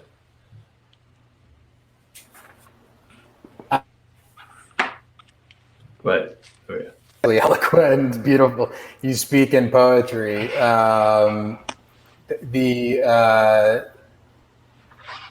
For me, learning, like John, you were saying, is that it's the breath. It's the continual improvement, and it's a fire. When you're hungry and you're inspired, and you realize you are connected to all. How do you not continue to strive to serve and grow? And the teacher-student is. I was just meditating on today by a river, and that water element is so critical. And it's so interesting that we have these metaphors that connect to like water and flow, and it's an energy, it's an archetype, it's a pattern that when you are in tune with, you're hungry, you're breathing, you're alive. And flow, right, on the neuromechanics side of it, of how it can. The ability for one to learn is so much greater. It's like a 400%. I don't know the exact number, Stephen will, but Rian, but it exponentially, it's so much greater when we're in this element of flow. And it's fascinating that this plant as well, cannabis, the healthy endocannabinoid system enables us to have that ability to feel the hunger and strive and grow. Whereas if we're in pain and we're inflamed and we're afraid, that shuts down. So that self-care, returning to center, and then dissolution of self, that whole, exactly how you said it, the fluidity of the infinite. And whatever it takes for you as an individual, whether you're kinesthetic or audio or visual, whatever it drives you and inspires you is the best way to learn. And you continuously, it's amazing. Nice, Will. Thanks for that, man. That's great. And Stephen's got a question beyond that, which I'll let him ask when he gets back on. But Opal, earlier, I'm gonna be right back. Yeah, go for real it. Quick. I've got a sort of question to wrap up for both of you guys. Opal, you said earlier that, what was the quote? You're passionate because you love us, I think was the quote. Something like that. It was great, whatever it was. And both of you as activists and creatives and thinkers obviously want the best for humanity, and you can just tell that by hearing both of you speak. So I'm curious if you've got any parting sentiments or thoughts for people about how to do their part to make the world a better place throughout this COVID experience, and throughout the remainder of the pandemic. Yeah. Do you want me to? Because I don't want. Okay, because last time you went first, and then so I'll leave you with the last. All right. I'll touch on it from a very, very personal point of view. Right. We are now sequestered. We are now apart. We're some are calling it a reset. But again, there's an opportunity to figure this out and what the new normal might look like. As a person who went through the prison system for a number of years, and I've had experience in solitary confinement, I am noticing, and I'm feeling the communal angst, the societal angst, the collective angst, and I would hope that when we adjust to our new normal, as we work our way through this, as we sit still, as we have this opportunity to ponder, to meditate, to go inward, that we would have compassion, that we would really connect to all of our society, not just the convenient members that make us feel great about ourselves, right? Like we've got a homeless population, we've got an incarcerated population. I want us to, if instead of being fearful about this, instead of wanting to shut in, I want us to really get connected, and I want us to embrace all of us. I saw in the comment the I versus the we. Well, and tenets of Rastafarianism, Stephen and I had spoken in this. I and I. There is no other. There is no other. I promise you. This is the conversation that you are having again and again and again and again and again. Right. So, I would just want us to take our time to recognize our breath, and to know that it is our breath. And then I'll defer to Opal. Thank you. Thanks, John. Glad I asked that question. Yo, honestly, I feel like that was it. I feel like that's the message. Like that's the message. It's so clear how interconnected humanity is. Like if nothing else, I think we should be humbled by just how intertwined we all are, our systems are who we are as human beings are, and our globe. And as I'm even on calls, I was talking with somebody in Haiti just yesterday. Earlier today, it was somebody in Barbados who was reaching out around something. There was folks they need us, we need them, right? That's right. A natural and very real relationship all around that is happening. It's dynamic. It exists. Now, the quality of the relationship is the question, right? And I think what we're sitting with in this moment is like the quality was obviously quite poor. Like, right? It was not good.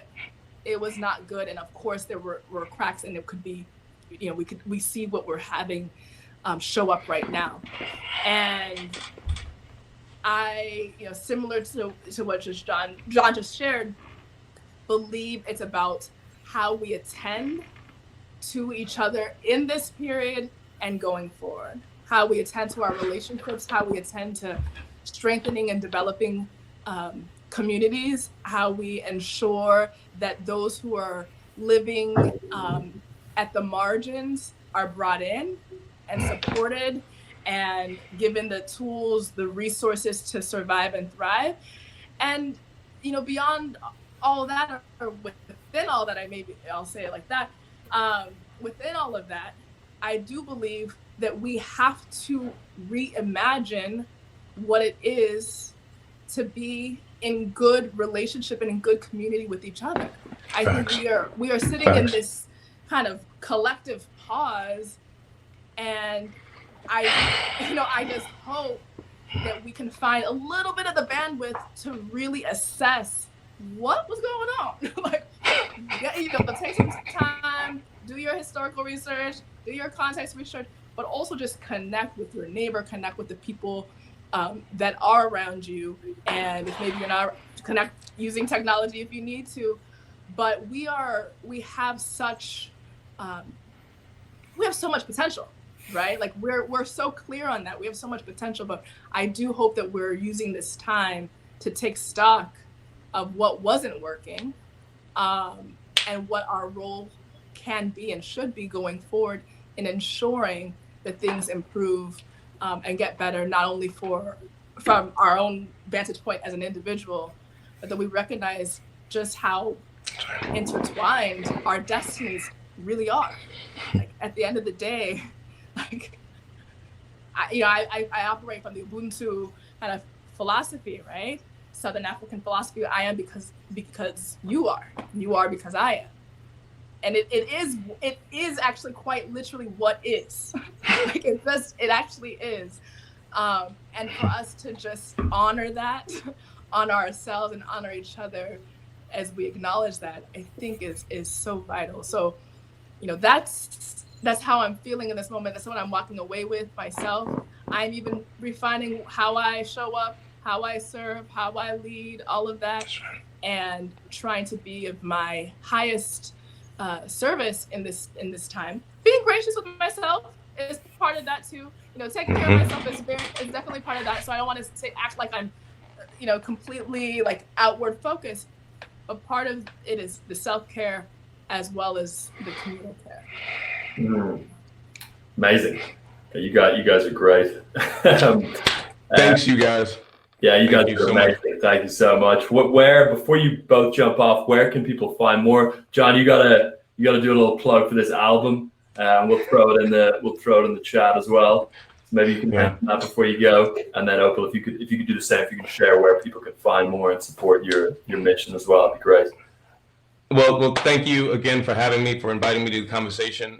It's exceeded my every expectation. I came into this thinking like, oh wow, this is going to be, it was going to be firing. I was going to feel something, and I'm going to continue to stick around, but obviously not be on the screen because it's an important conversation to be had. Only thing I'll say is look, if you know how to spell my name, and you can find me, like. Just put it in the Google box. I'm easy to find. What I would love for folks to do in the meantime is, if you have any interest in hearing this new music, please do that. If it moves you, just tell a friend about it. Just share it. That's all I ask. You don't have to pay for anything. Just share it. It's called Rhythm Drive. It's my first album in 18 years. It's a really, really, really good album. Sit with it. It's coming from a place of love. I'm going to drop off because that's just it. Opal, I'm a huge fan. Will, I'm a new fan. Steven, Research Flow Collective, Rian, man, keep it up. You guys are awesome. Thanks, John. Thanks. You want to let us know, Opal, as well, where folks can stay in touch and support? Yes. Please feel free at any point in time to reach out to me. I am on all the socials except for TikTok because I'm a little too old for TikTok. At Opal Aya, OPALAYO on Instagram and Twitter, and then Opal Tometi, my first and last name, on Facebook, and then my website opaltometi.org. And folks can just reach out to me there, contact at opaltometi.org, email me. I'm really accessible. I care about people, obviously, but I really do prioritize supporting the leadership of others, and especially folks who are bringing in different lenses and different types of tools and expertise. I feel like it's prime time to activate more of us, to use our gifts for this collective work that is really incumbent on all of us to engage in. So I've really enjoyed this conversation as well. I really appreciate everybody's patience and willingness to troubleshoot, so we figured it out. This was phenomenal. Y'all are brilliant. And I'm so grateful this. Thank you so much, Opal. I'm so glad we got you on in the end. So thanks You a rocked it million. out. All righty, all the best. Bye-bye. Bye. All right, Will, just me and you for now, boss. I got a question for you, Will, while we're pulling Connor and Stephen on. Very simple question, which is just literally, what is CBD? And I want to hear it in your words. And a lot of folks, I think it's helpful just to clarify things at a simple level before we dive into it all. One sec, Will, I think you're on mute. Let me throw you off mute. All righty. There you go. I want to thank Opal and John. They're inspiring, and you can feel it, right? Like the energy. Connor, how am I supposed to follow that? What are you guys doing to me? No, that was incredible. Both Opal and John are incredible. Yeah. So I've been inspired. CBD is an acronym for a compound that's produced in the cannabis plant. It's short for cannabidiol, and it is one of over 113 known compounds that the cannabis plant produces. So there's certain types of cannabis plants that are higher in THC, lower in CBD, and other cannabis plants that are higher in CBD and lower in THC. They're not really distinct. Like some people think hemp is a different plant or it's the male version of the plant, and that's not accurate. It's really a human-made distinction, but there's variants. And so CBD is non-psychedelic. It has essentially it enables our body it enhances our body's endogenous or internal cannabinoids that we all produce, called anandamide and 2-AG. And it increases the half-life of anandamide is one of the mechanisms, and it does other things in the body, but essentially it fuels our body's endocannabinoid system. CBD by itself is very limited. I liken it to like the trumpet section versus the entire symphony orchestra, where you've got over 418 compounds that the cannabis plant produces and works all together in harmony. So it's much better for our body to take in the orchestra as opposed to just the single molecule. So that's CBD. Thanks, Will. That's great. Connor, do you want to dive straight into the things you wanted to talk about, or? Great, and maybe I can piggyback on that. Can everybody hear me okay? Yeah. Yeah. Okay, perfect. Yeah, I mean, all good points, Will. One of the reasons why I'm most excited about CBD in general is because I know of no tool that's better for regulating stress in real time using some sort of substance. And so when we think about the history of these things, we have tools available to us. Oftentimes they're benzos, right? So this is your Valiums, or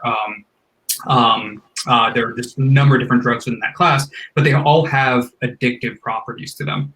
And so CBD integrates very well with your natural endocannabinoid system. And so from my perspective, it's just an incredibly exciting compound because I know of no better tool for regulating stress in real time. And so in terms of what attracts people to CBD, I mean, like Will and I talk about the trifecta, right? And the trifecta is pain, sleep, and stress management. And so in the surveys that we've done, we've seen, time and time again, those are the three that come up. And then creativity is in there as well. I think from the survey that we did, it was those three, right? Pain, sleep, and stress. Then focus, and then after that, it was creativity. But I mean, as you can imagine, all of those things, especially stress, is integrally bound up in the creative process. Yeah. Let's see. Connor, And it's such a unique element, like you were saying. It really is more and more demonstrating of such a holistic and endogenously supportive compound versus a replacing an endogenous compound, where it's the primary fuel source in conjunction with the other complexes for our body's endocannabinoid system and supporting our endogenous. Just like our bodies produce B vitamins in the gut, we can't rely just on our bacterial endogenous production of B12, right? We need to have an external source of it. And There's no other mechanism that we know of, right, that gives our body that internal endocannabinoid system support other than a high CBD complex. So it's very unique. Right, absolutely. And then one other thing that I think is worth mentioning, because we were talking a little bit about trauma and a little bit about stress and fear earlier. So one of the most exciting areas of cannabis research right now is PTSD. And there's preliminary data showing how cannabis affects what's called fear extinction. And so it's the process of how you actually encode fearful stimuli. And that's just massively interesting. And so that's in an under-researched arena. So if there are any researchers in the group, this is we already have cannabis-backed pharmaceuticals that are currently in wide-scale distribution. I think that's going to be one of the next, blockbusters in pharmaceuticals. I don't know if that's a thing, but regardless, I'm incredibly excited about that line of research as well. Blockbuster, I love that one. Well, before diving in deeper, guys, can you just talk a little more about the endocannabinoid system? I think we might have lost Rian entirely. I'm seeing that he's frozen here. Yeah, no, I got him. Can you hear him, Connor? Oh no, I can't hear him. No? Okay. Okay. Yeah. Well, maybe you can ask Connor that question and then answer. Yeah. So the question was, can we dive into more on what the endocannabinoid system is? It's a system in our body that was actually relatively recently discovered in '91 by Dr. Raphael Mukalayan, and we knew about THC and CBD before we knew about the system that they were directly interacting with. The endocannabinoid system has two main known receptor sites, CB1 and CB2. And then we have a CB3 emerging. There's likely more as we continue to dive into the research of it. And essentially, you've got receptors in literally every system of the body. And so even down to a cellular level, and the endocannabinoid system is actually responsible in regulating stem cells as well. So from cellular to systemic, it's got these receptors, and what we're finding is its primary job is modulation of and homeostatic balance. And so what homeostasis means is that it makes sure that everything is firing at the right level and at the right time. So it's like the conductor of our body's symphony. And so when it's up online and functioning, it's ensuring that the systems are firing at the right levels and communicating with each other properly. So it regulates the endocrine system, the nervous system, the skeletal system, immune system, literally every system. It's regulated, and the endocannabinoid system has presence in. Mm-hmm. Connor, would you walk everybody through our line of research, why we're looking at CBD and flow and THC and flow? Sure, 100%. So we've been interested in this area of research for a while. I mean, it started off like a lot of research with just anecdotal reports that people who use cannabis in some capacity are finding flow easier. But our overall hypothesis, and then I'll drill down into some of the rationale behind it, but our overall hypothesis is that CBD use, we're focusing pretty exclusively on CBD at the beginning, right? So the non-psychoactive component of cannabis. The hypothesis is that CBD use decreases the amount of time it takes for you to get into flow, increases the length of flow that you experience, increases the depth of flow that you experience, and it improves your recovery afterwards, much because of some of those homeostatic properties that Will was just discussing. And so that's our overall hypothesis. And there are a number of different reasons why we think that. But since CBD does help you regulate stress, one of the main hypotheses is that you're lowering cognitive load, which is therefore helping you get through the struggle phase of the flow cycle. So that struggle that always comes before you actually drop into flow.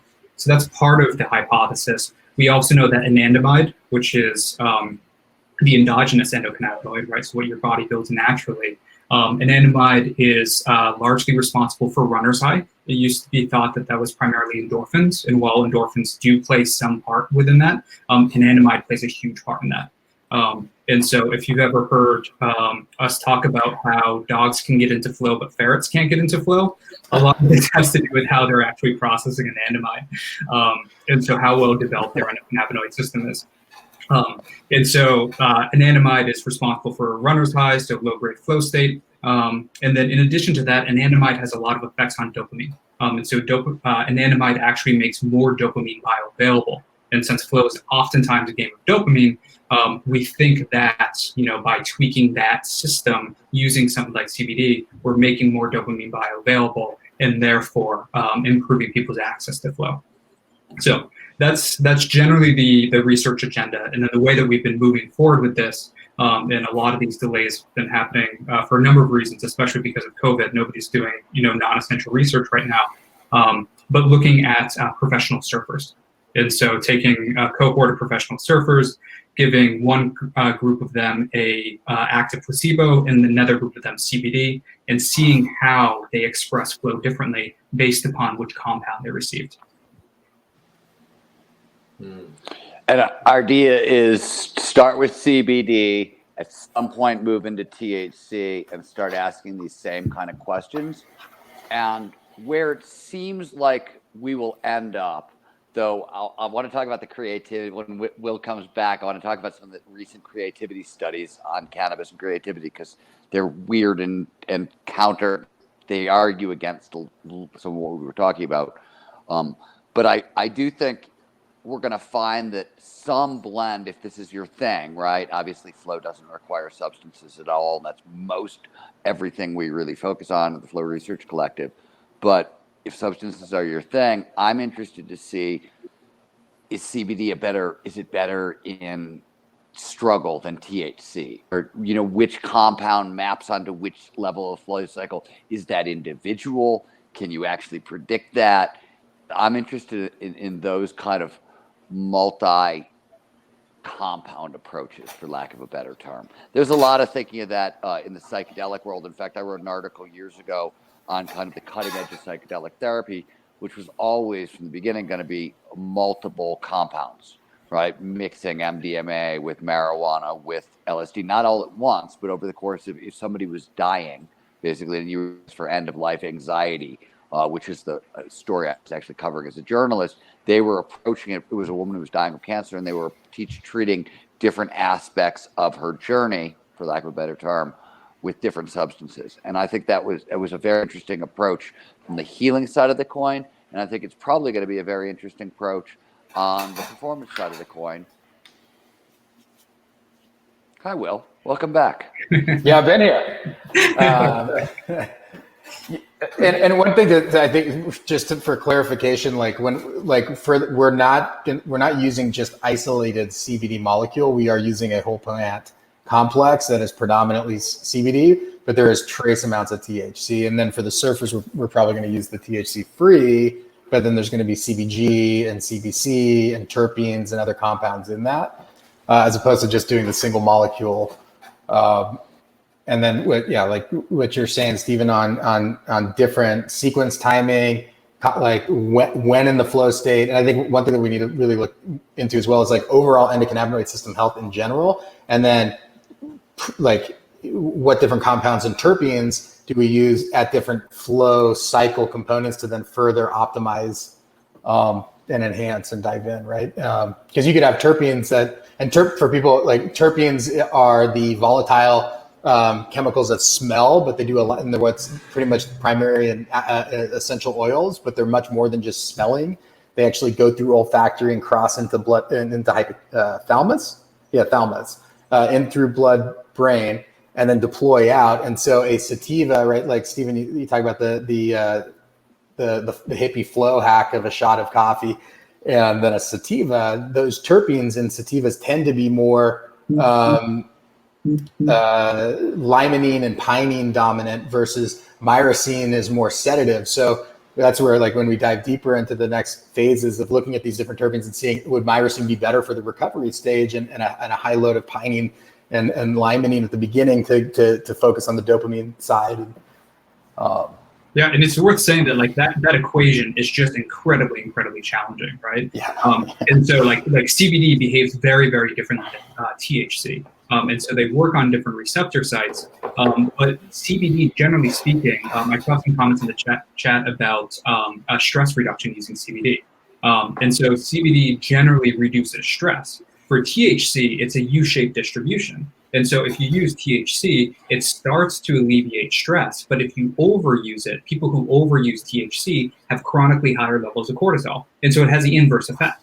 And those are just two of the compounds. And like Will mentioned, there are 113, 114 at least known compounds here. Cannabinoids. In addition to that, you have these terpenes. And so like what's baffling about cannabis research is what's called the entourage effect. And so this is generally not seen anywhere else within the literature, but the entourage effect is that, these compounds in combination seem to have some sort of multiplicative approach or some sort of combinatory effect that's more than just the isolated compound. And so it makes doing all of this research incredibly difficult. And so like those terpenes are just a budding area, pun very much included, of research, where once you start to combine these terpenes, sometimes you get the inverse effect than if you just took them independently. And so there's just a tremendous amount of work to be done here. And a lot of the research that you see is a little bit of a buckshot approach of, let's take a bunch of these different compounds together, see what their effects are, and then slowly start to unwind this entourage effect so we can get at what's the actual mechanism here. And that just made me think of the best way to like standardize if we're going from a whole plant formula would be to use a tissue culture propagation method and look at strain specifics via tissue culture, because that limits the epigenetic drift of the plant. So you can get a fairly standardized. Okay, well, you just know there's 500 people on this call with you. So while I dig what you're saying, maybe try again. So basically, there's a mechanism that I think a lot, like Connor, you were saying, that the approach and a lot of the literature has been done with a lack of standardization, and a lot of the time using isolates versus whole plant complexes, and the challenge of 418 different compounds that vary from batch to batch. There is a way for us to standardize and limit that variance using that method that I talked about, as opposed to just using different strains grown in different places. And then you're going to have a much greater complexity of different compounds versus using that method. And that's something I don't think anyone's done in cannabis research yet, other than in Israel with Avidekel, which is one strain. And so that would be a good way to help standardize that process, is when we look at because we know certain strains have certain terpene profiles, and they produce them standardly when grown in certain methods. It's interesting also to add more complication to this, but I see that Don Moxley is on the chat, and he gave a talk about this that we were all passing around and watching this week, where he was talking about, I'm not even going to try to come up with the names of the terpenes involved, but one produces anxiety, one produces energy, right, and one sedation, and you put them together, and you get totally different effects when two terpenes are together that you don't get singularly at all. So that multiplicable effect and peeling back the loop, and to really tease it down with flow, like one of the questions, we still don't know. We know there are 5 or 6 dominant neurochemicals involved in flow. We all know that's not actually true, because acetylcholine is absolutely involved in flow. Glutamate is absolutely involved in flow. They're not on that list. So that list is very short. But what we don't know is the order of the cascade when I go into the flow, and like what order the neurochemicals show up in my body, the same as yours or Connor's, or right? It could vary individually. And if that varies individually, then which THC, CBD, right? Like, it's this giant puzzle. What's interesting about it is there's no way through it. And Connor, correct me if I'm wrong, it doesn't seem like there's any way through it at a human intelligence level, but it does sound like AI problems to me. That means it's my problem. That's exactly what it means. Hey, so like a hack of, so certain populations with their genetics are more sensitive to THC than others, and tend to have more challenging experiences, and it's related to potentially to GABA is one hypothesis. But it can be very sensitive to THC. I need much less than most people. probably fall in that subset. And what I found, and someone gave me this, I forget who it was, but you can use your nose to smell the terpenes, and there's a physiological sensation, of kind of a buzz, and it will smell really good. And Stephen can't smell, but he still can get the olfactory tingle. And it's a physical sensation, but that greatly reduces the more challenging experiences with cannabis, and there seems to be an innate biological. There could be a feedback system of our olfactory system saying these terpenes, because the terpenes act like tugboats to the cannabinoids, so they're going to go where they go. And so they'll actually kind of deploy the cannabinoids to different systems in the body. So that's where a sativa can be more cerebral and an indica can be more sedative. That using your nose for a strain, one strain could smell delicious one day and give that tingle, and then the chance of having a challenging experience is much lower. But then that same strain the next day could smell really bad, and if you had it, there's a much higher chance for myself. And I don't use THC that often, but using that methodology I used to think I could not enjoy it anymore, whereas now I've discovered that I can if I use that feedback system. So there is something that warrants exploration of what is that intelligence of an innate ability to determine whether that would be a good bouquet of terpenes for your body for that day. And yeah, AI definitely would be a mechanism to decode. Well, yeah, it's worth mentioning that there are multiple genetics-oriented companies out there right now that are effectively the 23andMe for how your body's going to metabolize cannabis. And so they're limited, right? I mean, a lot of it is absolutely right. Yeah, and so like it's still early days, but that's just if you think of all of these different things we're talking about, right? All different cannabinoids, terpenes, oils as well. What the sidebar that's going on over here, and then acids plus the genetic profile. Like that's the complexity of this, and so it's just fantastically complex from a research perspective. So it's mind-bogglingly complex. So that's why I laugh about the fact that this is suddenly my job to figure it out. Well, can you guys talk a little bit about what questions you want to answer and why? Just to zoom out a little bit, I think it'd be helpful to down on that. So I mean, I the story I always tell about, I was a 22-year-old journalist. I was just starting to cover action sports, extreme sports, and I was at Squaw Valley, and we had early ups with a bunch of pro skiers on the Palisades. And the Palisades is the ultimate proving ground, huge cliffs, and there were probably the 20 of the best skiers in the world were up there, and it was 6:30 in the morning. It was freezing cold, and there's like one little place that's out of the wind up there, sort of behind a shack, and they're all in a circle trying to get stoned. And I remember I'm up there, and I'm thinking to myself, what in God's name are you doing? We're about to jump off 50, 60, 70-foot cliffs, like put our lives on the line. Why are you getting messed up? It made zero sense to me at the time. I didn't know anything about flow or very little about flow at that time, knew very little about marijuana. I just knew that these top athletes, best in the world, were about to put their lives on the line, and they were getting stoned. It didn't make any sense, and I started asking them all, and they all said the same thing. It helps dial me into flow so much faster. And from that moment on, I was like, well, what the hell is this? I want to look at that more. These are best in the world, right? This is not the guy on the corner telling me this. This isn't like musicians. These are athletes performing physically and literally risking their lives. And from that moment on, I was like, okay, there's something there that is worth pulling up. Whether it's, can cannabis get us into flow more quickly under certain conditions, right? I mean, the reason I want to emphasize, it is one thing to be able to kind of hike the Palisades and ski those lines.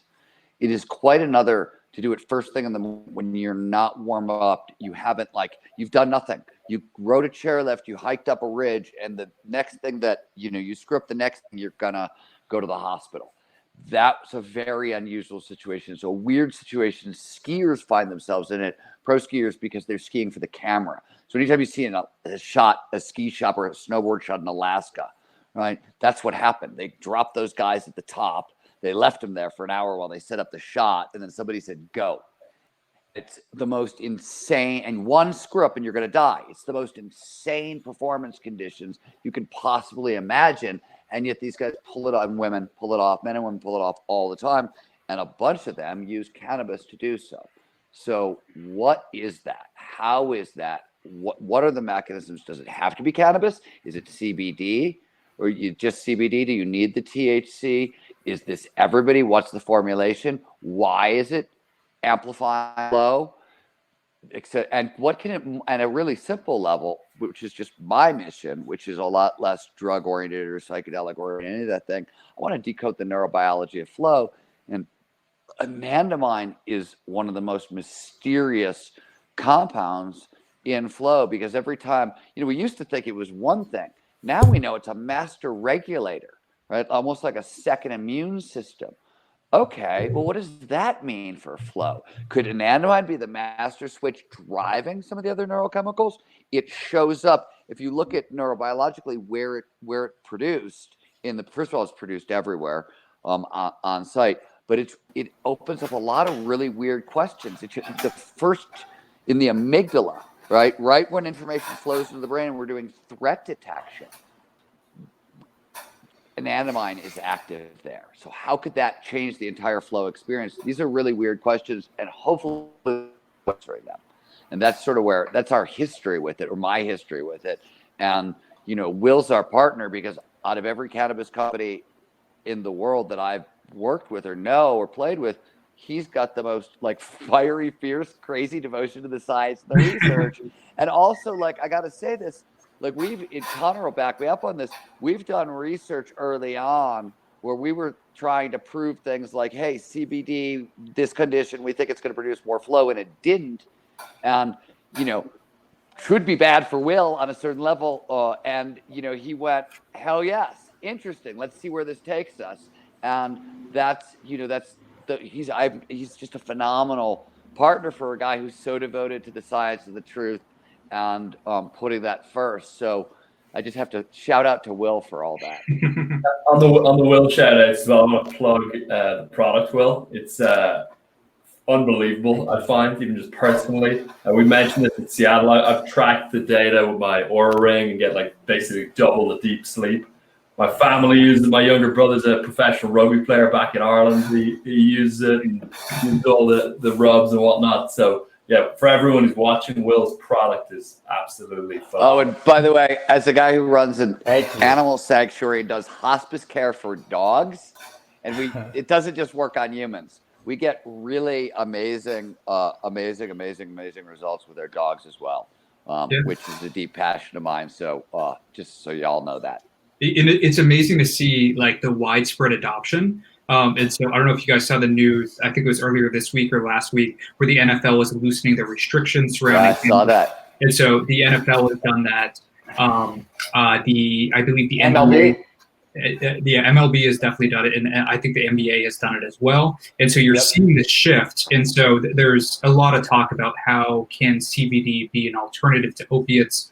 I'm not making any claims there, because that's a medical claim, and that requires a lot more research. But there's a lot of preliminary data on how this is better for inflammation and pain management in certain conditions. And so all of this is just massively, massively exciting. And from the research that we've seen, I mean, this is shifting from, a countercultural tool, or whatever the case might have been a decade or so ago, towards, predominantly older individuals who are dealing with pain issues, especially since there are so many CB2 receptors in female sexual organs, whether it's managing menopause or any PMS symptoms, this is becoming increasingly popular there as well. And there's limited data showing it with lubrication and for men too with nitric oxide. I mean, the sexual or sex organ, sleep, like you said, the Complete trifecta. sentences, Will. Complete sentences. Anytime you want to talk about complete sentences.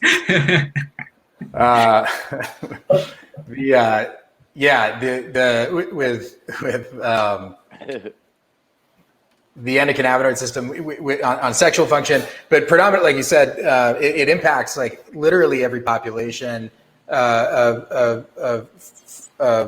human, and it's I think the phenomena that we're witnessing of this shift of it becoming so adapted. We lived the prohibition, right, was really an anomaly in terms of human access to this plant, and we've been using it for millennia ubiquitously. It really spread very rapidly, started in Indo-Asia, and then went through Scythians to Romans, and Romans went everywhere, and they brought it everywhere. And it was literally the staple vegetable, essentially, that was utilized. And I think that's why we're seeing this. We were living in the anomalous period of prohibition, and now that it's opening up, it's going to continue to expand and impact on so many different elements of life. But one thing that which triggered in me is the key of getting like the effective dose and getting enough in. And one thing that is important is like a lot of people are taking CBD, and there's a lot of companies going out who don't care about the quality of it or the efficaciousness of it or the education. They're just trying to jump in. And the good news is because it's such a vital compound for us, like it's not going to go away and get shut down from the bad actors. But furthering education of getting effective doses. And there was one study that I know the individual who was part of the study, but they didn't release it due to potential disruption of the industry. But they looked at hemp-fed chickens, and they found that the eggs had up to 1% CBDA per egg. And for Moxley, on the acids, right, they had when you cook the egg, that decarboxylates the cannabinoid acid into CBD. So if we were feeding this compound to our livestock, which is evidenced in Bhutan, they never stopped feeding it to the pigs. When you're cooking the animal, you're getting a decarboxylated form of it. But when you're eating the non-heated products, you're getting the CBD acids, and that warrants more research into the anthropological usage of these different compounds and ratios. Yeah. Well, and by the way, Tom, I'm not stoned. Yeah, Tom. Yeah, Tom, I got to tell you, Will Right on, doesn't buddy. smoke. He really, yeah, he was serious earlier. You give him a little bit, and he's gone for days. Well, Send in a search team. Recommend, like, for folks who want to get obviously access to flow, and I know we don't know fully yet, sleep, well-being. What's a safe recommendation CBD-wise in terms of usage based on what we do know currently research-wise? And maybe Connor, you can talk to that a little bit as well. Your question was in terms of dosage. What's a safe dosage for sleep? Yeah, frequency. I mean, Yeah. I think a lot of people sometimes aren't even clear that it's literally, we're talking about a tincture of CBD oil. So yeah, if you could just give a roundup on that, I think it'd be helpful. Yeah, guys, this is what Ojai looks like. You get a dropper. Yeah. Yeah, it's a great question. So everyone's endocannabinoid system is different, right? And so because if you haven't been taking or stimulating your endocannabinoid system, like most compounds, it can require a loading dose. Essentially, our endocannabinoid receptors upregulate, and so when you start getting the system fueled, the downregulation occurs. And unlike THC, where you build tolerance, CBD actually tends to have a diminishment of tolerance, an inverse tolerance effect. It depends on each individual. And it turns out that there's actually multiple bell curves of efficaciousness for an individual on that day. And oxidative stress is a big impact of, if you have more oxidative events, you're going to need more cannabinoids in the system to buffer it. And with a regular formula, a fat-based formulation, you're shooting in the dark. You have no idea whether you're getting an active peak on efficaciousness, or if you're in a lower valley without with substantially less efficacy. I mean, you can have a direct example of this is people who are using it, they're getting benefit for a while if they get an active dose, and this is more on the Epidiolex side. And with studies, they find a dose eventually by trial, and they titrate up, and then all of a sudden it stops working. And we're talking about high dosage range. And the real data, when you look into the nitty gritty of it, you need a minimum of about 250 milligrams of a fat soluble form at bare minimum, and most of the time much more than that, which means most people are not even getting anywhere near a bioactive dose. And the reason I brought up the chicken study is if you had 250 milligrams of CBDA per egg, we're talking about substantial quantities of potential historical intake. And we do know that the data lines up saying that at a bare minimum 250 milligrams, so people get to these higher dosage ranges, and then all of a sudden it stops working. And with Epidiolex, for example, this drug is used for Dravet syndrome. And if it stops working, Will, you have another you seizure. Tell people what Epidiolex is. Just tell people what Epidiolex is. Yeah, so Epidiolex is a CBD isolate. It's a botanically derived form of CBD, but there are some minor complexes still present in it. But it's about a 96% purity of CBD molecule. It was the first approved drug in the United States from cannabis, explicitly used for orphan status on Dravet syndrome, which is a rare form of epilepsy. And so if the dosage stops working and then you have a seizure, there's some serious implications behind that. And so that's a big challenge is with these bell curves not being static, finding a steady dosage protocol is very, very challenging, because sometimes if it's tending to trend downwards, that means you would want to titrate less, but it's a guessing game. We discovered how to encapsulate cannabinoids into a water-soluble complex that enables an immediate absorption, because when a water-soluble compound touches the mucosa membrane, the body intakes it. When you eat a fat, it doesn't take it into the blood until it nano-encapsulates it in the gut and then lets it into the body, and that takes about 30 minutes. And so with what we figured out how to do is encapsulate it in a water-soluble formulation using only certified organic plants, which is important when you're going into bypassing filtration systems. If you use a synthetic, the body would normally try and filter it out at macro scale. And if you bring it down to the nano size that the body would break it down into if it wanted it in, if you're not giving and using something that would normally be let in, there's the data shows there's a ton of toxicity issues, and it's not recommended for regular consumption. So it's really important, if you're going to be going into solubilization, to not be using synthetics, particularly if it's for regular use. But we discovered this phenomena where when you're titrating the formula, it will actually change flavor as you titrate and go from very herbaceous and bitter and get sweeter and sweeter. And then it becomes fully sweet. And then if you continue to titrate, it gets more and more bitter. And you can trace these dosage and flavor fluctuations. And what we've seen is that when it's sweet, you're at a peak where people report back that they feel the CBD kick in. And that's unique, again, to our formulation. With the onset time, with the encapsulation, it's typically a 30-second onset for most people. And subsequently, researchers in Japan discovered that the endocannabinoid system is responsible for selective sweet modulation in the mouth, in the tongue. So we now have a potential pathway, right? We discovered this phenomena before, and now we've figured that there's some preliminary. By the way, guys, in plain English, what he's saying is if you take his CBD and it tastes sweet, you're at the right dose level. If you take his CBD and it's bitter, you want to pile on. You want to keep going until it gets sweet again. That's essentially all he's talking about. What's the phrase, Will, that you use? Go to the honey? Yeah, find the honey. So if you titrate essentially a quarter dropper at a time and then continue to take it till it's fully sweet, stop. And one thing that's interesting is the endocannabinoid system. For those of you guys who are wondering, means take a little bit. Take a little bit at a time. Thank you, Stephen. Thanks for translating, Stephen. It's critical. You're welcome. So about a quarter dropper at a time. And then if you, within 5 minutes, if you don't feel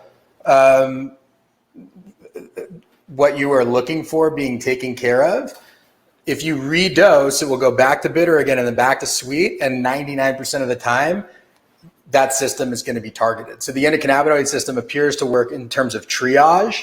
And so when it's monitoring homeostatic balance, it determines which system is most in need of the cannabinoids, and it will deploy them there. So sometimes if you're feeling anxious because you're speaking, and you take it, and your body could prioritize your gut, and that you're not going to feel that. So if you go to the second sweet spot, that it tends to be the thing that we think is our biggest issue, makes the cut on the triage list.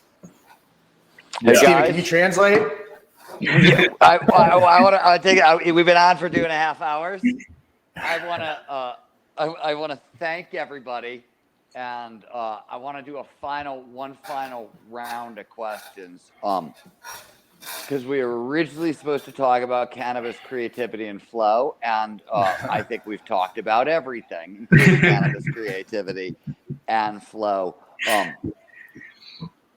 But the same question for both of you. I talked a little bit about where I thought the research was going to go and what I wanted to learn. You guys are obviously my partners in this, but you bring in your own ideas and agendas. So, where do you think it's going to go? Will, where are you looking? Connor, where are you looking? What are the puzzles that really, I want to end with a little bit of the big mystery in this stuff, because I'm such a geek. I believe first and foremost, having a healthy endocannabinoid system is going to be the ground. We're going to find it's foundational to optimizing flow and performance. When we have a lot of oxidative stress, our body deploys the anandamide to buffer that oxidative event. And so we end up in these negative feedback loops when we don't have the input of CBD, which it increases the half-life of anandamide by different mechanisms. And so I think we'll find fundamentally having a healthy endocannabinoid system with a higher CBD complex, lower THC, but always a robust spectrum is going to be a component.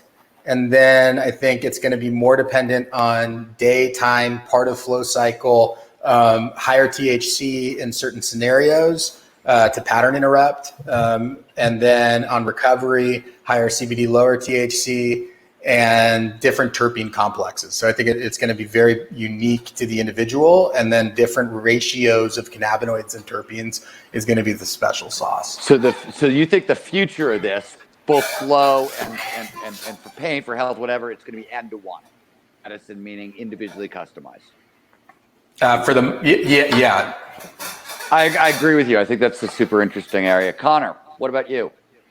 Yeah, I guess I'll respond on a consumer side and a research side. So on a consumer side, I share a lot of Will's desires. And for me specifically, that's looking at different blends that target especially recovery and flow. And so how do you use these tools to get it to flow more easily? And how do you recover afterwards so that you can find flow more easily in the future? So those are the two main consumables that I would like to see all of this research fuel. And then on the research side of things, for me, it's all about stress and it's all about attention. And so, like I said at the beginning, I'm really, really interested in giving people tools that allow themselves to modulate stress in real time. And I think CBD is an excellent, excellent tool for that. And so I'm very interested in the way that CBD affects the way that your body deals with stress. And then the attention piece is really, really interesting. And I think this is where creativity comes back in. And so on the attention piece, we know that users of cannabis have more bottom-up attentional processing rather than top-down attentional processing. So it used to be kind of the thought that people who were using cannabis were effectively stupider while they were under the influence of it. But research that was slightly less biased, let's say, found that what you're doing is you're modulating your attention in a different way. So you're using these bottom-up processes rather than top-down executive attentional function. And so this is one of the reasons why I think cannabis lends itself well to creativity, is because you're enacting some level of lateral thinking. You're using those bottom-up processes. And I mean, since flow is always a game of attention, I'm just fascinated by the attentional system and how CBD and cannabis influence attention in a way that gives people access to more flow or less stress. Awesome. Hey, for everybody who's still with us, just so you know, next week is going to be a Flow Research Collective employee all-skate, meaning we're going to have our neuroscientists, our psychologists. We're going to repeat the rock star lineup. We had the first one of these. It's time to bring back the crew and hear what they have to say. So it's really going to be another tactical, strategic peak performance in the time of COVID-19 podcast. We've gone kind of to the edges of kind of our lane tonight. Next week, we're going to bring it back to core peak performance topics. And guys, before we jump off, Will, wonderful. Thank you so much. Connor, wonderful. Thank you so much. Rian, you're kind of making me mad on this. So next week, would you have some shitty questions prepared, please? Anything, you know what I mean? Like, I don't have the hair, and apparently I don't have the questions. Thank you so much, man. Nice. Cheers, guys. Thanks, everybody. Thanks, Thank you everyone. all. Nice, Mo. We'll see you next week, Thank folks. you so much. Thank you, Will, as well, and Connor. Bye, guys. See you, folks. Bye-bye.